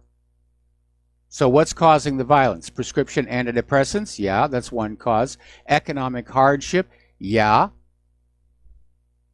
Overcrowding from all of the immigrants coming on in? Possibly. Up in Oregon, they're looking at a new law. They're going anti-gun as well. And apparently they're getting ready to pass their equivalent of a red flag law that will allow anybody to take away any guns from law-abiding citizens. That's the problem with the red flag laws. There's no due process. It's just somebody saying, I think they might be dangerous. Oh, we got to take your guns. All right. All right, we have a caller on the line, Mark in Georgia. And Mark, I'm probably going to have to take you through the commercial break. What's on your mind? Oh, Big Brother thinks I'm on good because I've asked permission, pretty please, can I buy a gun and a firearm? And they said no, even though I've never been even indicted for a felony or forcible misdemeanor, but their records are screwed up. So the thing is that it's one thing to be convicted or plead guilty to a felony or forcible misdemeanor, but when somebody's merely charged, even though the charge gets dropped, they still count that as though you were actually that was actually convicted. Anyway, well, I'm standing by, sir. All right, yeah, we're going to take a break. Stay on the line. We'll be right back. And aloha, America. Welcome back to our show here. We're talking with Mark in Georgia, who apparently was charged with a crime, but the charge was dropped. He never went to court, but it's still on his record, and because of that, he was denied a gun permit, and I'm sorry to hear about that. Have you considered consulting with a lawyer about maybe trying to get this situation rectified?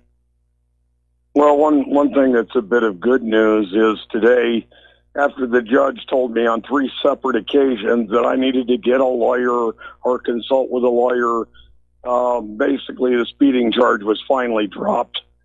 And I think it may have had something to do with me insisting on a fully informed jury under common law jurisdiction. And so basically they finally dropped the charges after wasting my time for like 5 different, at least 5 different court appearances of having to go up there and plead not guilty, you know, I want to see the evidence, and then they finally dropped it today.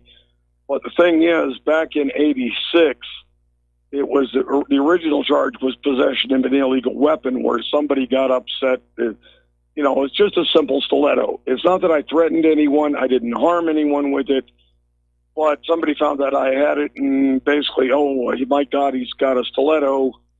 And they basically came at me and, you know, you have a weapon? And I was like, well, I got my .357 Magnum, but, you know, I was like, you have a concealed carry permit? And I was like, here it is. And I will never forget when the police, when they saw that I had a concealed carry, their face just dropped like, dang it, we can't get him on this because he has a concealed carry permit. And, but then they kept pushing it. And I was like, well, I have this stiletto here, and then they made it out. But the thing is, what wound up on my record was possession of an illegal weapon during the attempt or commission of other felonies, which there was no other felony. It wasn't a felony to begin with, but somehow the record got screwed up. But I was never actually convicted or never pled guilty, but it's still on the record. And I'm like, this is screwed up. Well, that long ago, it's probably going to be very hard to go on back and say that the record should not have said you were in the process of committing some other kind of a felony. And I'm sorry that you're being denied your right to possess a firearm. But I'm not a lawyer, and I never even played one in the movies. So I suggest if you really want to pursue this, that you need to seek legal counsel in your neighborhood. Well, that's the thing is, I mean, throughout the whole thing with this stupid speeding ticket, I was pro se, and I am preparing an updated version. I don't know if you've had a chance to look at my judicial notice, where I'm very clear about the meaning of ARR UCC 1-308. Basically, you put that next to your signature, and I reserve my rights under Uniform Commercial Code. And I prepared a document. The judge was like, I don't want to see this. And basically, he didn't even know what was in it, but he kind of like, this is not styled in the proper legal format for me to even think about it. So I'm like, yeah, that's how legalistic you are. And it's like, and he doesn't understand there's, you know, when I said I don't trust lawyers, he's like, I am a lawyer. And I'm like, yeah, judges, I imagine you have the experience where judges can be kind of bureaucratic and legalistic about things, right? Yeah, well, that's what they're supposed to be. Well, there's supposed to be a balance between proper procedure and the main thing about it's supposed to be under common law. It's supposed to be about justice. And you know, when somebody's pro se, the judge is supposed to be somewhat understanding. But the thing is, he's like, you know, years ago I had this judge where I told a revenue ranger I wasn't going that fast, and he said, well, tell it to the judge. And I tried to explain to the judge, I moved this case be dismissed because I've been on the same stretch of road full throttle, 4th gear and 5th gear. I can barely get to the speed limit in this vehicle. And the judge said, if you say one more word, I'll lock you up for contempt of court. And I was standing there like, you know, I didn't say anything, but I was like, what is your problem? All I'm doing is telling you the truth about a minor thing relative to what this judicial notification, that my rights come from God. I'm not the legal fiction that was created in my name without my permission or even my knowledge. That you've heard about the straw man thing, right? Yeah, I've heard about that. Yeah. You know, now fortunately, because of the way I live my life, I've not had to be in a courtroom all that many times. In fact, to be very honest, I've been in more fake courtrooms during my film career than real courtrooms. And the judges I've seen, actually, for the most part, were very pleasant, especially the one who cut us loose when I had to do jury duty a while back. You know, he came on in, and when he told us we could all go, he was just smiling, said, you know, the matter is resolved, and you guys all get to go. Right. And you know, the other times I was present as a witness, and you know, I guess if you get combative or you challenge the authority of the judge, they're going to respond like anybody would. Anyway, well, there's Mark? Yeah, there's legal authority. Yeah, you gotta go. Yeah, I gotta go. I gotta let you go. We gotta take another break for commercials. We'll be right back. Aloha, America. Welcome back to our show here. We're going to go back to the phones to Joe in California. Aloha, Joe. Welcome to the show. What's on your mind? Hello. Hello. Thank you for taking my call. Some things I wanted to talk about were when Trump was first elected and he went into office, he carried a large picture of Andrew Jackson into the White House. Yes. Now, I don't know if that was a subtle message to the people or not, but I know Andrew Jackson was the only president that paid off the national debt. Yeah, and he shut down the first central bank. I'm sorry, the second central bank. Well, there's a long history of usury being a problem to nations. You know, Yes. I know it's been called the Tytler cycle and many other things, but the bottom line is usury. And even this old book called the Bible talked about Jesus throwing the money changers out of the temple over usury. But that's not really what I wanted to get into. What I wanted to say was, a few of your callers over the last few weeks are incredibly intelligent, and one lady called in and she simplified just how the Federal Reserve works. She explained that large sheets of paper are rolled out and cut into small rectangular equal amounts, fractional amounts, and depending on the number that's written on the corners of them, additional usury is added to them. And that lady simplified just how, I don't know how you would explain it. She simplified it and let everyone know in less words than I could how bad a private corporation being in charge of creating something out of nothing is in terms of hardships on the people who are stuck funding the back end of any Ponzi scheme. Yes. And I hope that there isn't some false flag or whatever, or some sort of planned diversion for tonight's State of the Union that makes it impossible for Trump to be heard. But when somebody makes a difference, the first thing you see is the people who are currently benefiting from the government's freebies don't want their freebies to be cut off. You know, they don't want their golden goose to be. Oh yeah, they want to protect that status quo. I mean, the people who are benefiting from the current system, they will protect that system. And I understand that this is a big reason why so many people inside the system are against Donald Trump. They were genuinely afraid of him. But unfortunately, I think Trump has been successfully corralled, if you will, and brought to heel. Now, I'm obviously going to listen to the State of the Union speech tonight and see what he says. And there'll, of course, be a Democratic rebuttal immediately thereafter. But if Maxine Waters and her ilk are running around saying, don't even watch it, don't even watch it, then I think the word is out that there may be some rather spectacular things. Again, the word we're getting here is that Trump is going to talk about building the border wall. He's going to talk about the wars. He's going to talk about the economy. And, we'll just see what he has to say. But again, this is one time where we get to hear what the president is thinking without it being filtered through corporate media and spun to suit an agenda. Yeah, maybe the follow-up thing should be to, as soon as Trump's done speaking, shut it off so you don't have to hear the rebuttal. Oh, I'm going to listen to that rebuttal. I want to see what they're going to be fighting back on, because that's going to be whatever the Democrats are going to be screaming tomorrow. Well, the goal of powerful corporations is to get rid of free speech. And you've seen the countless bills, as soon as the beginning of the year, the first bill introduced is to create free speech zones. Well, the free speech zones have been around for a very, very long time, but they've kind of gone out of fashion because there have been First Amendment challenges to those. And it really was kind of a ludicrous idea anyway.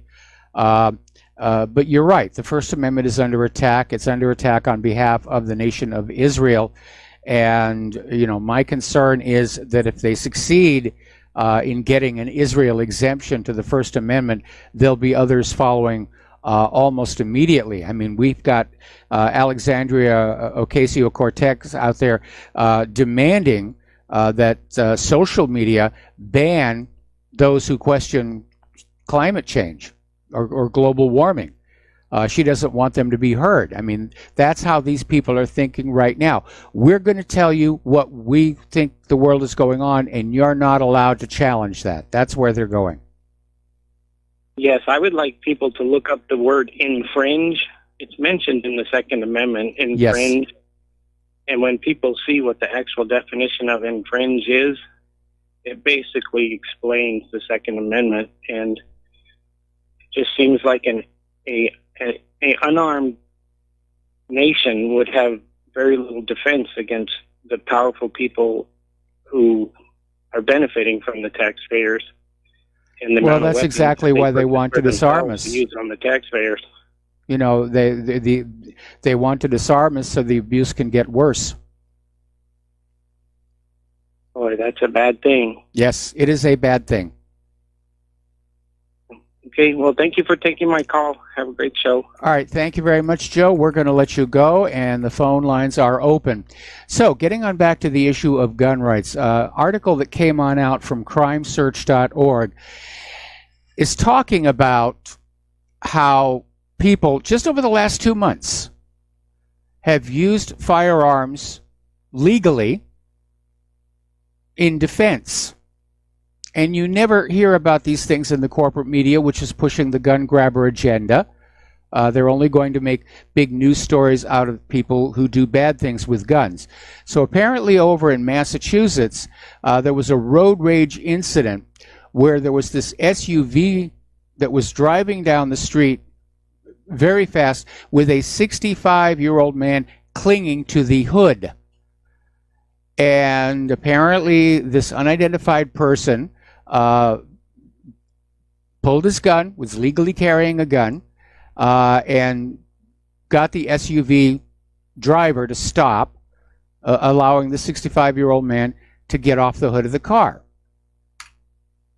Now, the police showed up eventually, but the reality is the police are never there to thwart a crime in progress. They show up after it's all over. I remember years ago, I had a scanner before the days when the police radios were encrypted, and I'd be listening to what was going on in the neighborhood, and I heard the police responding to a shooter situation. And I heard them basically saying, do you think it's safe to go in there? Has he left? Not exactly the image of the police you get from TV shows. Apparently, a group of burglars walking out of a North Carolina home, which they had just robbed, were stopped by a neighbor pointing a gun at them, and they were held there until the police could show up. Over in South Carolina, in Spartanburg County, a woman who found suspected burglars rummaging through her deceased mother's home basically was armed and able to protect herself before the police officers arrived. Okay. Apparently she had to pull the trigger on these 3 intruders inside her deceased mother's home. Let's see.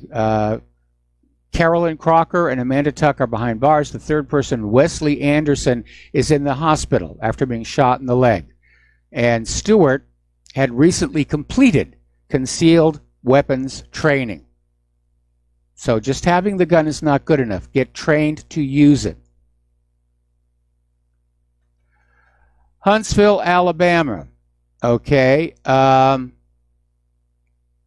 Apparently there was this gunman who went into an International House of Pancakes, and he killed this employee. And the employee's son then shot and killed Turner before he could kill anybody else. Waukegan, Illinois. Let's see. A concealed carry permit holder shot a man who authorities said was trying to rob him in the north suburban Waukegan. Apparently, this 30-year-old Gurney man told police he used the Let Go app to set up a meeting with 20-year-old Lawrence Dye, ostensibly to sell something to Dye. And when the man arrived, he tried to rob him, something you got to be careful about with these applications. This guy, Dye, pulled out a handgun, and the victim, who had a concealed carry permit, pulled out his own gun and fired 3 shots at Dye, who was hit in the leg. The other male suspect ran away. Chicago, Illinois. A woman with a concealed carry license shoots and kills a robber. And apparently this woman, 25 years old, was standing at a corner waiting for a bus when a man armed with a weapon tried to rob her. Police said she showed her weapon, then shot the man in the neck. And he ran off but collapsed a block away. Columbia, South Carolina. 2 men were arguing outside of a business where a child's birthday party was being held. While in the parking lot, one of the men was armed with a knife and made threats to get a handgun from his vehicle. After making threats, he allegedly discharged his firearm at the second man, who returned fire, resulting in a fatal injury.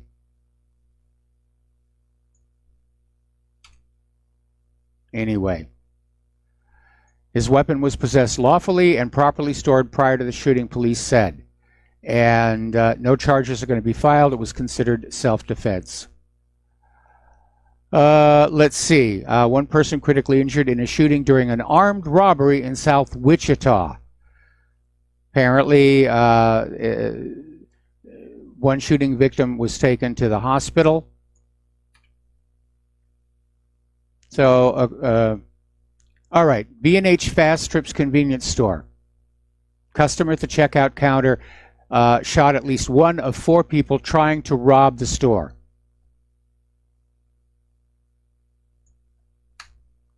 Baton Rouge, Louisiana, and apparently this one involves an LSU football player during an armed robbery. It was declared self-defense. Okay, Cocoa, Florida. This one happened in a laundromat. And apparently somebody there was just acting aggressive and threatening, maybe prescription antidepressants, got into a confrontation, resulted in a shooting, no charges. So there's the reality. People do use firearms for self-defense, especially in your own home. The police are never there in time to thwart a crime. They show up when it's all over, they'll pose with the dead bodies, and try and act like they're really relevant.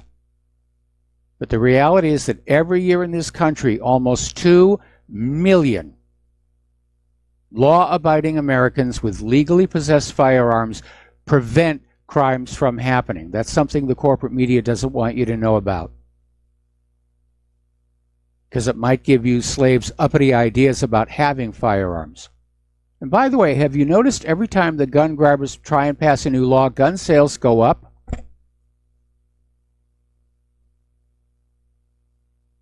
It is a fundamental right. And it would be nice if we could keep dangerous people from owning firearms, but how do you really tell, especially in this age of prescription antidepressants? And again, I come from a different culture. When I was growing up, where I grew up, everybody got their first gun at their 12th birthday, and they got a lesson in gun safety. And you learned to hunt, you learned to varmint the garden, chase the critters out who were nibbling on the crops, and you knew that if you ever misused that gun, you'd get a trip to the woodshed, would keep you eating dinner standing up for a week. And we had no mass shootings. In fact, in all the years that I lived in that town in New Hampshire, there was only one incident involving a firearm, and that was an attempted suicide. So, now of course guns are banned everywhere. Gun violence is out of control in cities like Baltimore. The more they control the guns, the worse the violence gets. I wonder how many guns are being smuggled into this country in the backpacks of those poor, struggling, illegal immigrants that we have to allow into our country. We know they're bringing drugs in. They're probably bringing in guns as well. Contraband is contraband. Anyway, Nike is now in trouble, and I think it's an overreaction.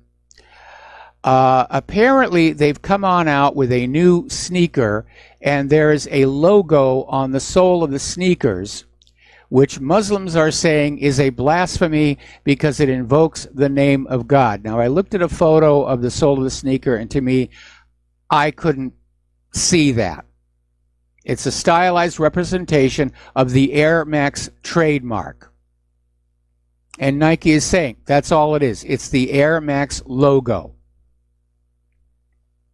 But apparently Muslims are up in arms. They're saying it's blasphemous.